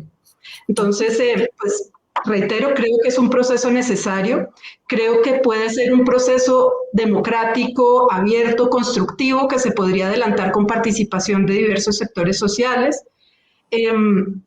Pero desafortunadamente creo que es un proceso difícil de adelantar, al menos desde el punto de vista del nivel nacional en este momento, y en esa medida cobran relevancia los procesos de diálogo a nivel local, como los que se han tenido en Bogotá, como los que se han tenido en otros lugares del país. Creo que cobra muchísima importancia poder adelantar también, bueno, la implementación de protocolos como el que mencionaba Andrés, que existe en Bogotá y que se ha dejado de lado en el último tiempo, y también la articulación con otros gobiernos locales para buscar el establecimiento de controles efectivos de las autoridades civiles sobre las de policía en los distintos lugares, de manera que desde distintas partes del país se vaya presionando el establecimiento de estos controles y lentamente ir conduciendo la discusión hacia las necesarias reformas que la policía necesita en este momento. Gracias, Ana María. Creo que el tema para Andrés y para Alexander, que están en la administración del distrito, pues más allá de plantear que es necesaria una reforma, pues ustedes lo dirán. Sí creo importante cómo se enfrentan ustedes en estos momentos o cómo lo han asumido, más que enfrentar, cómo lo han asumido el tema del control de la autoridad que tiene que tener la alcaldesa, ¿sí? En relación con la autoridad que está ejerciendo la policía, que es una autoridad bastante, que está violentando de alguna forma los derechos humanos. Entonces, un poco cómo lo ven, cómo desde la administración se está trabajando en esa perspectiva, por supuesto teniendo en cuenta que sí es necesario la reforma de la policía, pero que obviamente, como lo han señalado, es un proceso largo, difícil y con muchos obstáculos. No sé, Alexander o Andrés. Bien, arranco. Entonces, si la pregunta es, ¿se debe reformar? Sí, yo creo que estamos en mora. Este país es un país que está en pleno proceso de posconflicto, así tengamos todavía rezagos del conflicto armado y se está acrecentando, pero está claro que el modelo de la policía nuestra terminó siendo un modelo de contrainsurgencia en medio del conflicto, y eso ha opacado el papel civil, como lo han mencionado ustedes. En el papel dice que es un cuerpo civil, pero finalmente es un cuerpo, digamos, que sus políticas y sus acciones más importantes están atravesadas por una política contrainsurgente históricamente, y pues creo que eso distorsiona y hace mucho ruido. Lo segundo es que es un país que le apostó en el 91 a avanzar hacia la descentralización o a la desconcentración administrativa, y le entregó a los gobiernos locales el mando sobre, digamos, la política de seguridad y convivencia, pero hace mucho ruido desde el punto de vista de la estructura que el comandante de policía esté supeditado a las políticas nacionales, que son contrainsurgentes en general, a una política civilista de convivencia en un distrito capital. Entonces ese es un poco otro ruido que tiene. Y además de eso, genera más ruido una política que tiene centralizado su manejo administrativo, pero el mayor aportante para poder resolver los problemas de seguridad en la ciudad son los gobiernos locales. Entonces, está sabido que el distrito mete plata, digamos, en materia de infraestructura para motos, y esto no lo hace este gobierno, lo han hecho todos los gobiernos, y la infraestructura que construimos termina yéndose para otras ciudades. Entonces es un poco complicado en ese sentido. Pero yo creo, desde mi punto de vista, la participación, que es mi tarea, la otra se la dejo a Andrés, y aquí les cuento una historia. Yo tengo 46 años. Por allá en el año 93 yo era joven y líder juvenil, yo era presidente de una organización juvenil. Me nombraron comisionado juvenil para hacerle vigilancia y control a la Policía Nacional, una figura que era la Comisión Nacional Ciudadana, y nos mamaron gallo. O sea, nunca se convocó. Eso demuestra un poco la resistencia, y desde esa época no se ha vuelto a hablar de eso. Eso demuestra la resistencia que tiene el cuerpo policial y los cuerpos armados militares en nuestro país, producto del conflicto y producto de toda la historia, a que sean sujetos de control ciudadano. Y yo creo que la democracia se fortalece cuando el poder civil controla su fuerza pública y no al revés. Eso es lo que algún autor llama la subordinación del aparato militar al orden constitucional, ¿cierto? Y yo creo que esta es una fuerza pública de una u otra manera que se mueven esos códigos constitucionales, pero cuando se le habla del control ciudadano, hasta ahí llega su, digamos, aceptación. Yo creo que hay que hacer una transformación cultural en ese sentido, y me parece que le serviría mucho a la policía. La alcaldesa lo demostró en el debate cuando hubo los excesos de la fuerza pública, porque les digo, mire, todas las quejas que le han presentado, usted no tramita ninguna. Y yo creo que estamos en mora de que la ciudadanía realmente pueda tener a través de sus organizaciones sociales una posibilidad de, insisto, tener un diálogo más horizontal con la fuerza pública, no solo con la policía, con el ejército, pero hablemos solo de la policía. Y a mí me parece que el debate que siempre se simplifica con la idea de que es que estamos pensando en descentralizar la policía, y entonces eso, y acuden a la historia del Frente Nacional, y que esto era los chulavitas, y entonces que es que se centralizó porque la presencia de la policía de persecución política. Yo creo que ese no es el debate de hoy. El debate de hoy de la reforma de la policía está muy en lo que Ana María y Jennifer, y bueno, hemos planteado, es cómo la ciudadanía siente que su policía le cuida, cómo siente la ciudadanía que puede controlar a su fuerza pública, y cómo entiende la ciudadanía, o cómo lo entiende la ciudadanía, que su fuerza pública obedece a una doctrina, no contra insurgentes, sino una doctrina democrática de respeto a los derechos. Y yo creo que en esas dos cosas una reforma sería útil: cambiar la doctrina, ¿cierto?, en materia de formación, y por otro lado, permitir un mayor control de la policía por parte de la ciudadanía. Eso. Gracias, Alexander. Andrés.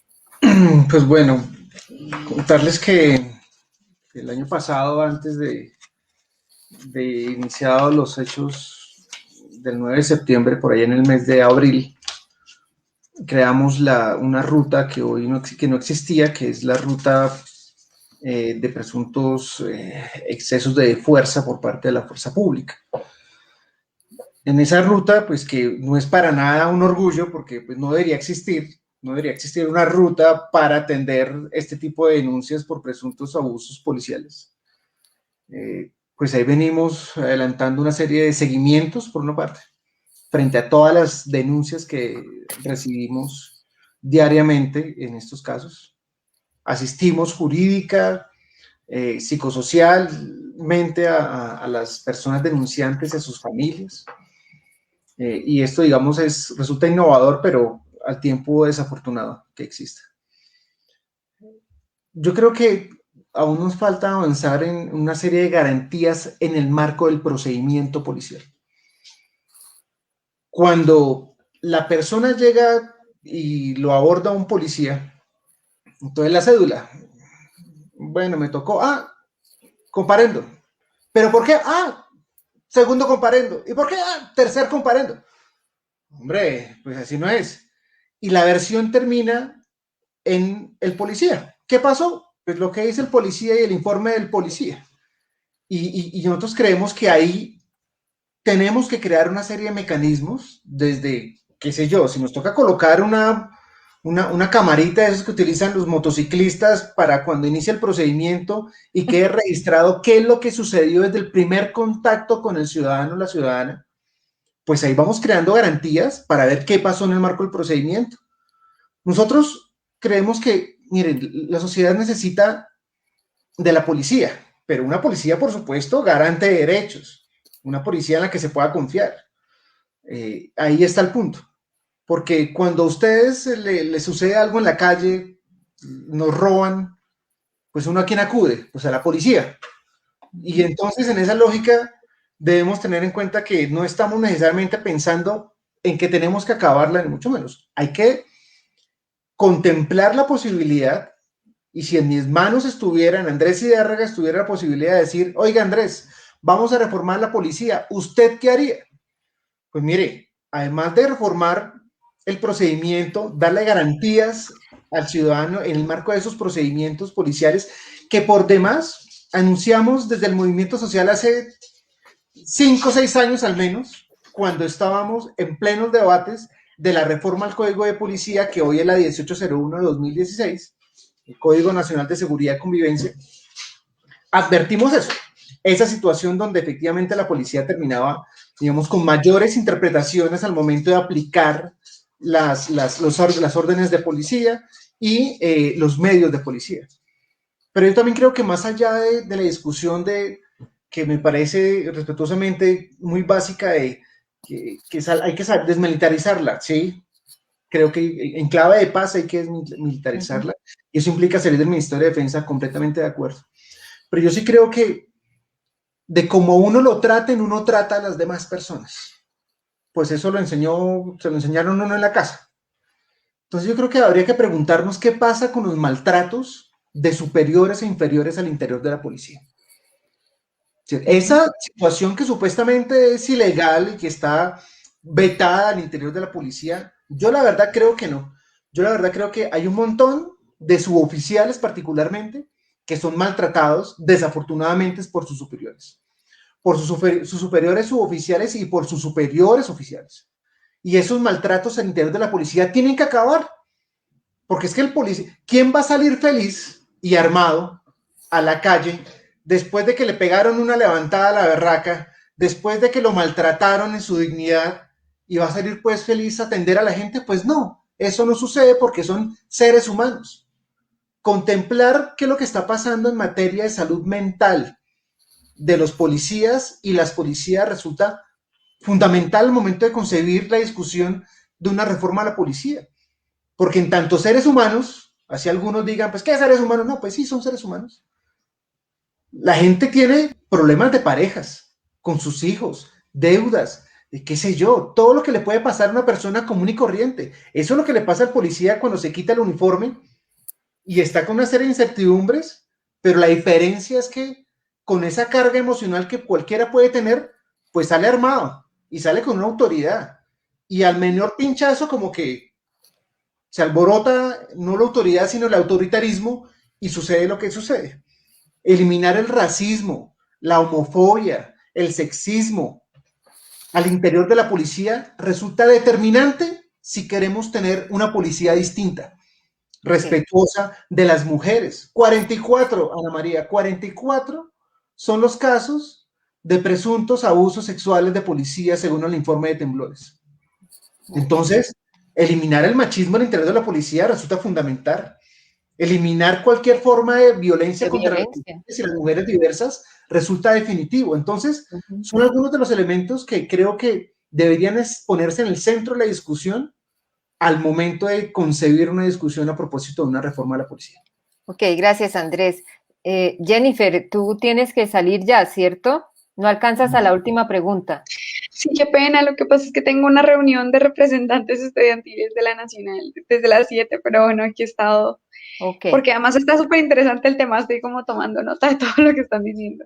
Bueno, Pero les entonces, agradezco muchísimo la invitación, en serio, creo que es súper importante hablar de estos temas y bueno, he aprendido mucho de ustedes esta tarde-noche. bueno, te agradecemos tu participación y bueno, lástima, no puedes quedarte al final, pero ya tratando ya por último de finalizar, en los últimos meses del año, como ustedes lo han venido diciendo del año pasado y principios de este año, pues se han multiplicado las movilizaciones por parte de algunos sectores ciudadanos.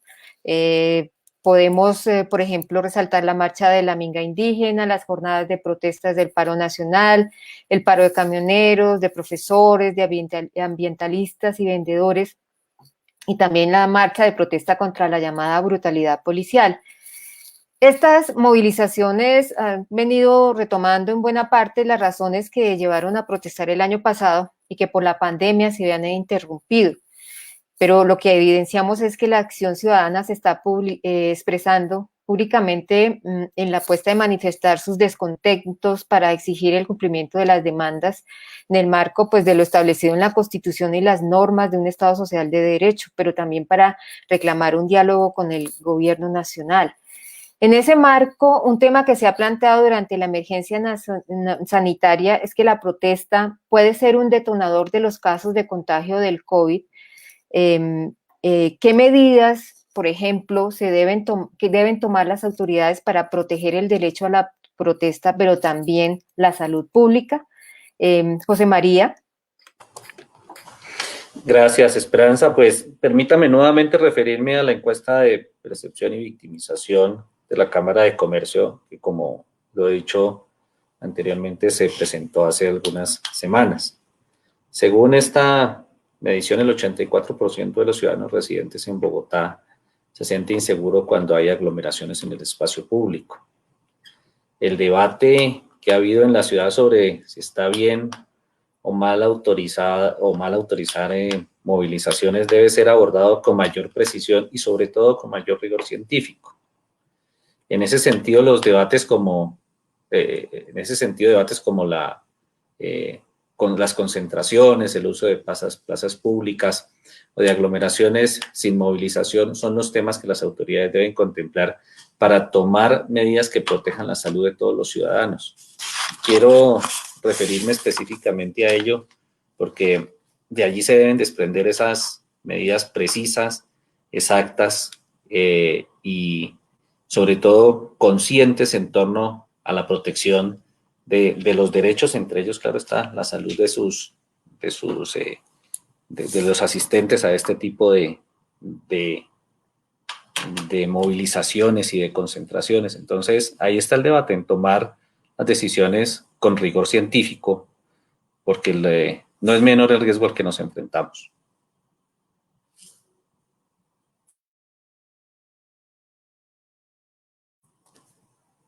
Micrófono.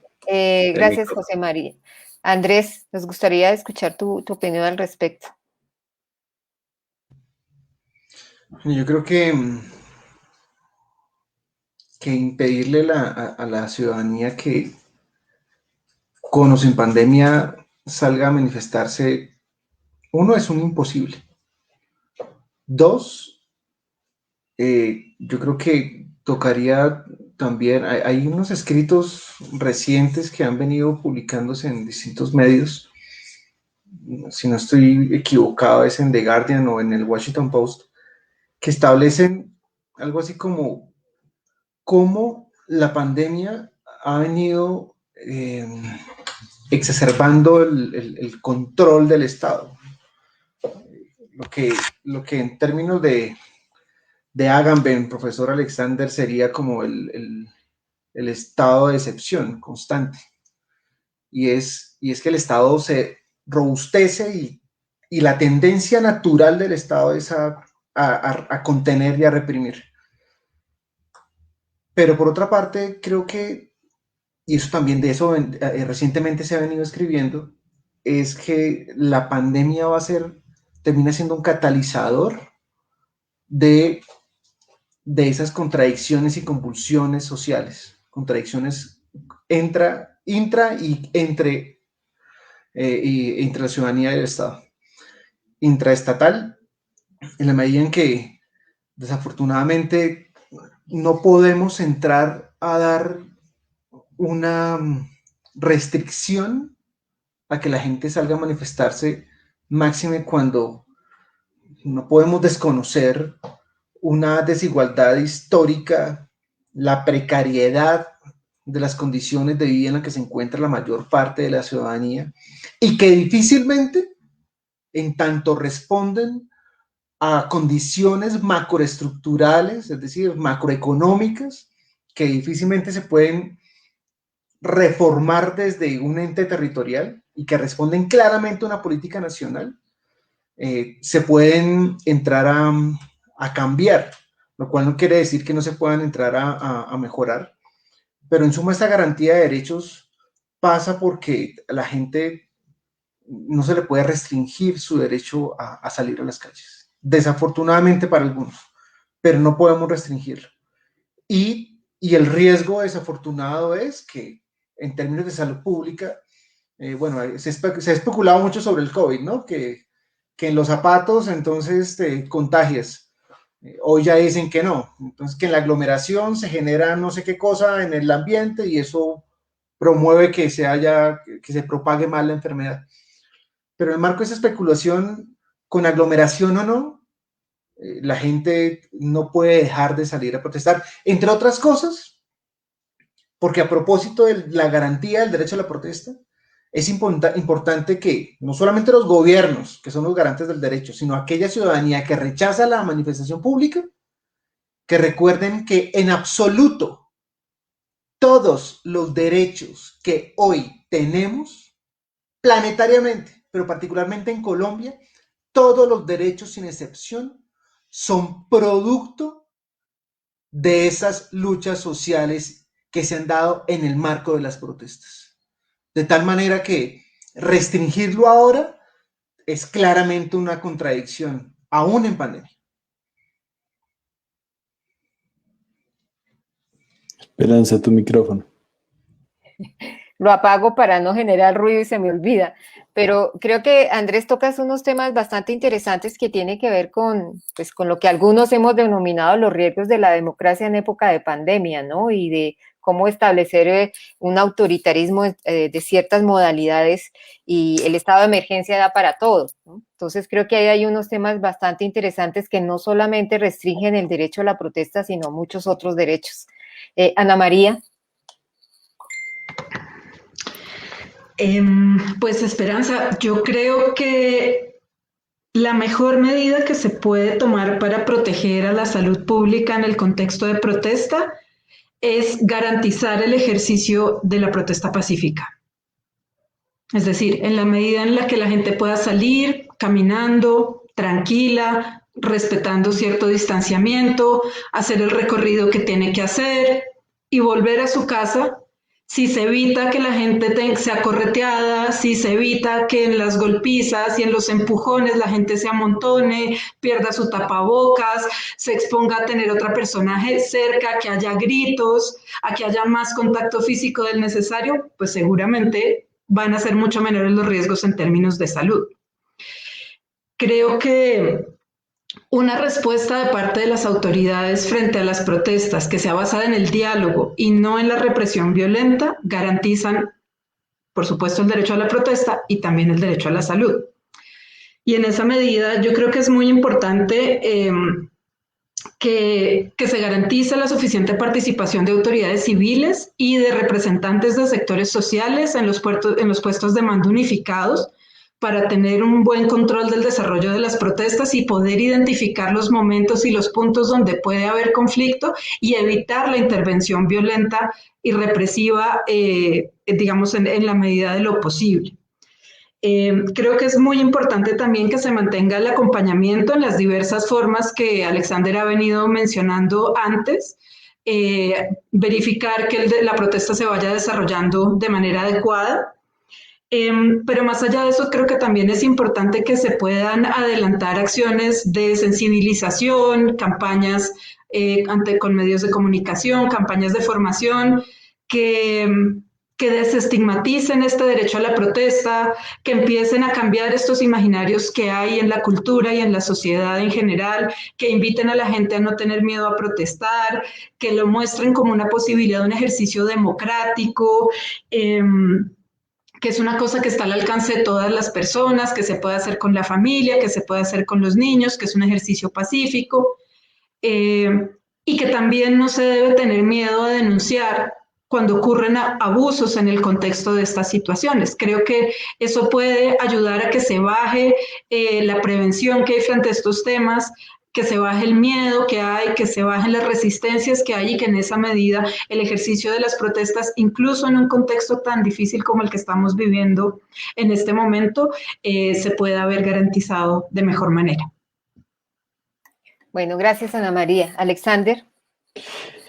Pues yo creo que hay que explicar a la gente que en el país o en la Constitución colombiana hay dos figuras, el estado de excepción y el estado de emergencia, ¿cierto? Son dos cosas distintas. Nosotros, el estado en que estamos es en el estado de emergencia, producto de una emergencia de salud pública. El estado de excepción es el que conocíamos antiguamente como el estado de sitio, ¿sí? Es decir, que no estamos en un estado de sitio, o sea, no estamos en un estado donde se restringen los derechos políticos, y la protesta social es un derecho político de la ciudadanía. Luego no se puede confundir eso, decirle a la gente, como estamos en una emergencia, usted no puede ejercer un derecho político. Eso es un error, y ahí sí, como dice Andrés, claro, la emergencia, el estado de emergencia, se ha usado, como dice Agamben, ¿cierto?, como un estado de excepción, y se gobierna en estado de excepción. Eso es una contradicción de la democracia profunda, porque finalmente los estados de excepción o los estados de emergencia que suspenden el orden democrático, en este caso, pues obviamente estamos en un estado de emergencia, afortunadamente, terminan violando los derechos democráticos, como esa lógica que pretende decir no se puede protestar porque estamos en pandemia. Eso va en contravía de toda la filosofía democrática, digamos, que la teoría política ha desarrollado por siglos. Ahora, lo que pasa es que en esta situación, yo lo primero es que de verdad, cuando veo a la gente protestando en la calle en medio de una emergencia de contagio de COVID, lo primero que le digo es que son muy valientes, porque la gente que sale a protestar es porque ya no se aguanta más y está en la calle. Y yo digo, pues pucha, no sé qué pensarán, o sea, cómo harán para no contagiarse, porque de todos modos ir a una manifestación, por muy pacífica que sea, como nos lo plantea Ana María, que es ordenada, pues uno está en riesgo. Eso es evidente, eso nadie lo puede discutir, ¿sí? Y pone en riesgo a sus familias. Pero es una decisión personal, y como es personal, yo no me puedo meter en eso, y el Estado, correríamos un error nosotros desde el gobierno distrital, decirle, gente, no puede salir a protestar, no tiene autorización, eso es violar la Constitución. Ahora, ¿yo qué creo?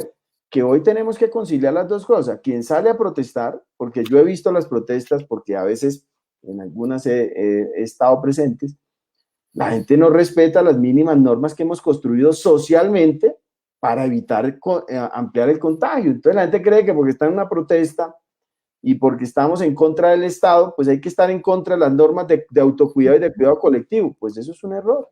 Entonces también yo creo que eso se logra con cultura ciudadana, es decir, entendiendo cultura ciudadana como apropiar unas normas colectivamente para aplicarlas entre todos, ¿cierto? Es decirle a los que protestamos o a los que protestan, oiga, por muy bravo que usted esté con el Estado, cuídese. Cuide a su familia, o sea, no se quite el tapabocas, ¿sí? Evite la aglomeración en la protesta. Porque a veces uno los ve, o sea, uno ve a la gente ahí, no, yo vi la minga, yo me asustaba, yo decía, pues pucha, qué miedo, porque yo veía la minga y veía a la gente, ¿no? Aglomerada, sin tapabocas, y yo decía, Dios mío, qué miedo. Lo primero es que yo lo que hice fue hacerme una esquina donde tuviera cierta distancia. Yo creo que hay que conciliar esas dos cosas. Ni lo uno, decir que no se puede protestar, eso es un error, ni tampoco asumir como ciudadano o ciudadana que porque estamos en una protesta, entonces ese día se acabó el autocuidado y el cuidado colectivo, y entonces abajo todas las normas que hemos construido para podernos proteger, porque es un error, porque la persona que está en una protesta va y se aglomera, se quita el tapabocas mientras va con su compañero gritando la consigna, ¿cierto? O se va tomando su gaseosita ahí en medio de todo el murmullo, pues cuando se sube al bus, ¿cierto? Posiblemente puede contagiar a otra persona. Entonces, esas cosas yo creo que también hay que aceptarlas. El movimiento social tiene que reconocer, y todas las personas que quieran protestar, porque aquí protestan el que quiera, no solamente los sectores de izquierda, sino todos. Tienen que entender, los muchachos de las barras que salen a veces a hacer su manifestación, es que hay que cuidarse, eso se cae de su propio peso.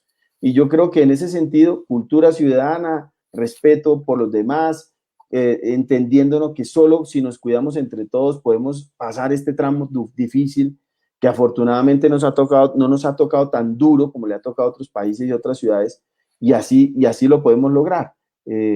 pero creo que el norte nunca lo podemos perder. La protesta social es un derecho y aquí no hay estado de sitio. Gracias, Alexander. Bueno, nos quedan unos minutos muy cortos, no hubo preguntas del público, más bien comentarios, y quisiera un poco que tener la posibilidad de que cada uno como que redondee sus posturas en términos de cuáles serían esos desafíos para garantizar el derecho a la participación en Colombia. Muy rápidamente, 1 minutico, 2 minuticos cada uno. Entonces, no sé si, Andrés, ¿quisieras empezar? Yo que estaba pensando que me deje de últimas, No, si te dejo de últimas, no alcanza el tiempo. No, mentiras. Mire, yo creo que efectivamente la garantía del derecho a la protesta, a diferencia de lo que planteaba Jennifer, no es un derecho de derechos, no, es un derecho que está en conexidad con otros. Y efectivamente hay que garantizarlo a toda costa, sobre cualquier escenario, sobre cualquiera. Y claramente necesitamos que haya justicia.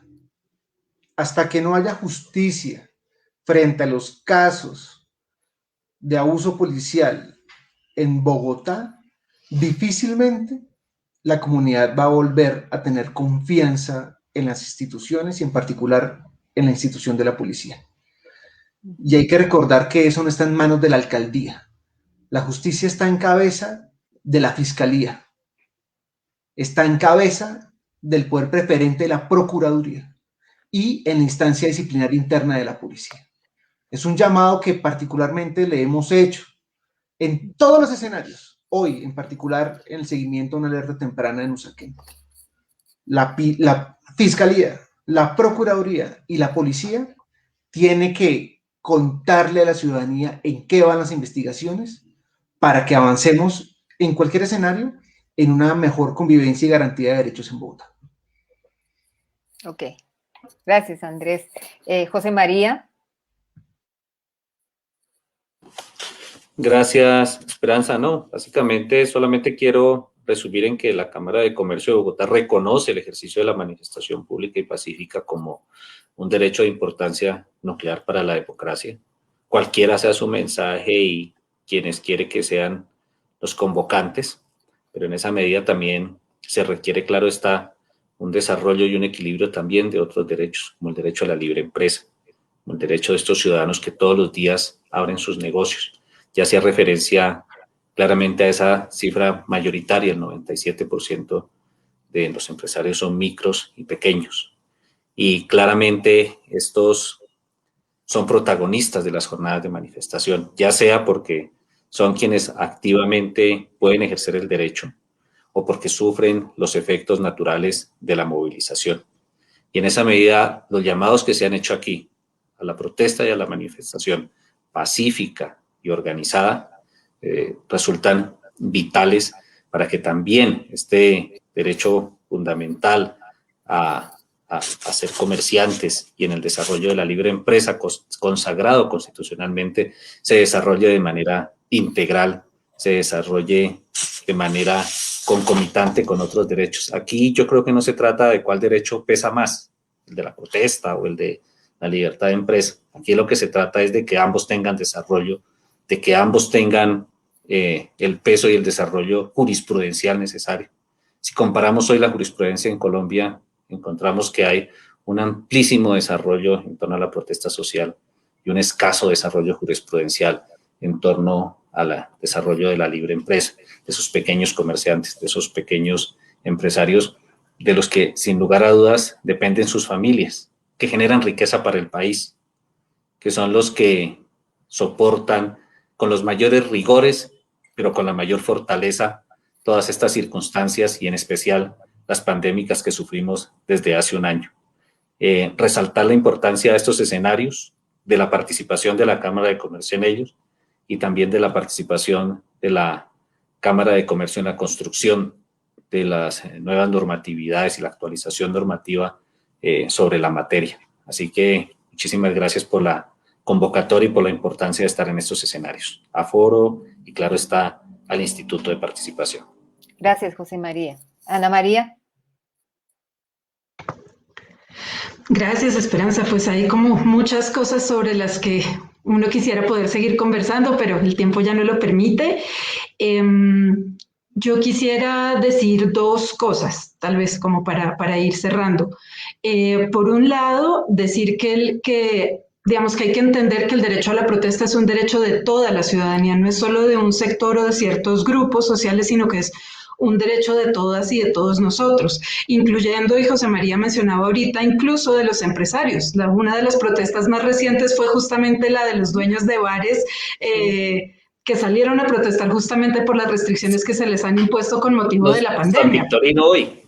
Exacto, entonces la importancia de garantizar el derecho a la protesta es porque justamente es un derecho que en algún momento beneficia o es ejercida por cualquier sector en la ciudadanía. Por eso, y allí radica su importancia. Y quiero también dejar muy claro que la responsabilidad de garantizar este derecho no es una responsabilidad que está exclusivamente en cabeza de la policía. Hay responsabilidad, y lo hemos hablado a lo largo digamos, de la tarde y de la noche de hoy, hay responsabilidad en cabeza de la administración nacional y de las administraciones locales. En términos de lo que hemos hablado, estos protocolos que reglamenten adecuadamente los procedimientos previos, durante y después de las protestas, en tomar medidas para asegurar la supeditación, no sé si lo estoy diciendo bien, de las autoridades militares a las autoridades civiles, que es lo que la Constitución ordena, el ejercicio efectivo de esa autoridad civil para controlar previamente, pero también para exigir el esclarecimiento de los abusos que ocurran en el contexto de estas protestas. Hay responsabilidad de los órganos de control, por supuesto. La Procuraduría tiene un papel fundamental en la investigación disciplinaria, puede ejercer su poder preferente para tomar en sus manos las investigaciones disciplinarias cuando la propia policía no adelante las investigaciones que corresponden. La Defensoría, las autoridades administrativas también tienen la responsabilidad de hacer estas tareas de concientización al interior de la sociedad sobre la legitimidad y la validez y la importancia del ejercicio del derecho a la protesta. Y finalmente, y allí me sumo a lo que decía Andrés, que era un tema que por tiempo no alcanzamos a tocar, el tema de la administración de justicia es clave. Y es clave desde el sentido más, digamos, más básico, y es a quien comete una violación contra los derechos a la vida o a la integridad o a la libertad de una persona debe ser sancionado, por supuesto. Los autores directos de estas violaciones deben ser sancionados, pero más allá de eso, hay que poder esclarecer qué hay detrás, si esto se trata de hechos que efectivamente son aislados, si nos estamos enfrentando a prácticas sistemáticas o a decisiones institucionales que ameritan una respuesta distinta a un hecho aislado. Pero además es que una decisión judicial clara, pronta, oportuna, envía un mensaje simbólico muy fuerte, y es que ni el Estado ni la sociedad toleran este tipo de comportamientos. Y mientras la Fiscalía le dé largas a las investigaciones, mientras se traben conflictos de competencia para entregarle estas investigaciones a la justicia penal militar, dando a entender que dispararle a personas desarmadas, que golpear, que violar sexualmente a personas civiles desarmadas es un acto propio del servicio de una fuerza armada, es un mensaje absolutamente digamos, errado, que da a entender que estas conductas son aceptadas por el Estado y son aceptadas por la sociedad, y esto no se debería permitir. Entonces creo que el tema de la lucha contra la impunidad es fundamental en este asunto, y es algo en lo que todas y todos deberíamos exigir resultados muy, muy puntuales y muy pronto. Gracias, Ana María. Gracias. Tocas un tema central y un tema en el que seguramente más adelante podremos discutir en otro evento, porque creo que sí es clave darlo a conocer y además ver cuáles son las implicaciones que tiene y hasta dónde llega este tipo de actos que realmente atentan contra la vida de las personas y la dignidad. Alexander, dime. Excúsame, Esperanza, debo excusarme ya. Ya nos vamos a despedir, sí. Pero bueno, muchísimas gracias, muy amables. Muchas gracias, muy amable por participar. Chao, José, muchas gracias a ti, a la Cámara de Comercio. Muchas gracias, sí. Sí, Alexander. ya para terminar, no, yo creo que la protesta básicamente es el último recurso que tiene la ciudadanía para manifestar una inconformidad, o sea, nadie protesta por deporte, es decir, no hay gente que esté las 24 horas buscando una marcha para ir a protestar. Yo creo que entonces lo primero es que los gobiernos tenemos que acostumbrarnos a, digamos, a prevenir, digamos, que la gente tenga que llegar a esos extremos. Es decir, tener más capacidad de escucha, como lo estamos tratando de hacer en este gobierno, significa eso, o sea, significa resolver los problemas que la gente nos va manifestando con anticipación. Y si ya sucede, creo que todas las protestas en el mundo, un poco lo que se ha dicho es, hay que pararle bolas porque la gente está protestando, porque quizá lo estamos haciendo mal, algo está fallando, y creo que eso es lo primero que tenemos como cultura política institucional que cambiar. Lo segundo es que yo creo que, y lo intenté desarrollar, es que necesitamos buscar incentivos o mejor dicho, desincentivos del repertorio del uso de la violencia en la protesta social. Hay que premiar, incentivar las formas más creativas, no violentas de protesta. Porque yo creo que si los medios, insisto, y nosotros mismos, cada vez que estamos en una protesta y vemos a alguien que está rompiendo un Transmilenio o algo y nosotros no manifestamos nuestro inconformismo, ¿cierto? Pues finalmente estamos diciéndole, oye, yo llevo preparando una protesta, una marcha, que es la más cotidiana de todas las protestas, la más normal, llevo preparándola un mes y tú te tiras una puerta y te tiras el objetivo, el propósito, el mensaje que tenemos, pues estás también vulnerando mis derechos. Entonces yo creo que ahí tenemos que desincentivar eso. Y creo que el tema del uso del excesivo de la fuerza pública es que yo creo que también hay que trabajar fuertemente ya institucional y en la sociedad en desactivar el estigma. Tenemos que superar el estigma de la protesta como un acto terrorista o como un acto insurgente. Cada vez que un gobernante sale y dice, es que esa protesta estuvo infiltrada por grupos armados, está contribuyendo a generar un ambiente nocivo para ejercer el derecho a la protesta, que pues es un código desde el punto de vista comunicativo que la gente lo apropia con mucha facilidad y pues la fuerza pública también, o sea, finalmente el que está con el bastón y que está pues llega muy prevenido a la marcha y llega muy prevenido a la protesta, es decir, estos son guerrilleros y estos son objeto, digamos, de disciplinamiento. Y yo creo que en eso tenemos que trabajar como sociedad, pero institucionalmente, lo que viene siendo la Secretaría de Gobierno, vi uno de los ejercicios que ha hecho el secretario en materia de formación y capacitación, insistir a la fuerza pública en que incorpore la filosofía y el enfoque de respeto de los derechos. Es una tarea que no podemos acabar nunca. Hay que hacerla y seguirla trabajando. Pero, digamos, el lenguaje que nosotros como los que estamos en el gobierno manejamos, pues es muy importante en la construcción de cultura política. Así que tenemos que cada vez que un gobernante reconozca la protesta como un derecho, pues hay que aplaudir ese ejercicio. Y cada vez que la desestime por elementos que no tengan prueba para decir que es un acto simplemente que viene influenciado por gente que no hay ni a veces ni pruebas, pues es un acto que hay que decirle, oye, no estás contribuyendo a la tarea que tenemos como sociedad de entender que la protesta es un derecho y que se debe garantizar. Yo les quiero agradecer a ustedes por el tiempo, a los que nos acompañaron, a Esperanza por hacernos de moderadora, muchas gracias a Foro, porque ha sido un debate interesante y espero que sea de utilidad para la gente. Muchas gracias a cada uno de ustedes, Ana María, muchísimas gracias, sé que te tocó hoy a las carreras, pero fueron muy valiosos tus aportes, lo mismo Andrés, muchísimas gracias, creo que esta es una discusión que, y a Alexander también, que ponemos de presente para que la ciudadanía reflexione y analice y conozca cada vez más el tema que está al orden del día sobre el derecho a la protesta pacífica. Muchísimas gracias y esperamos volvernos a ver en otros momentos y en otros conversatorios. Muchas gracias por su participación y a las personas que nos vieron, muchas gracias. Gracias. Chao. Esperanza, muchas gracias. María. Feliz noche. Buenas noches. Hasta luego. A todos los que nos siguieron. Chao. Chao.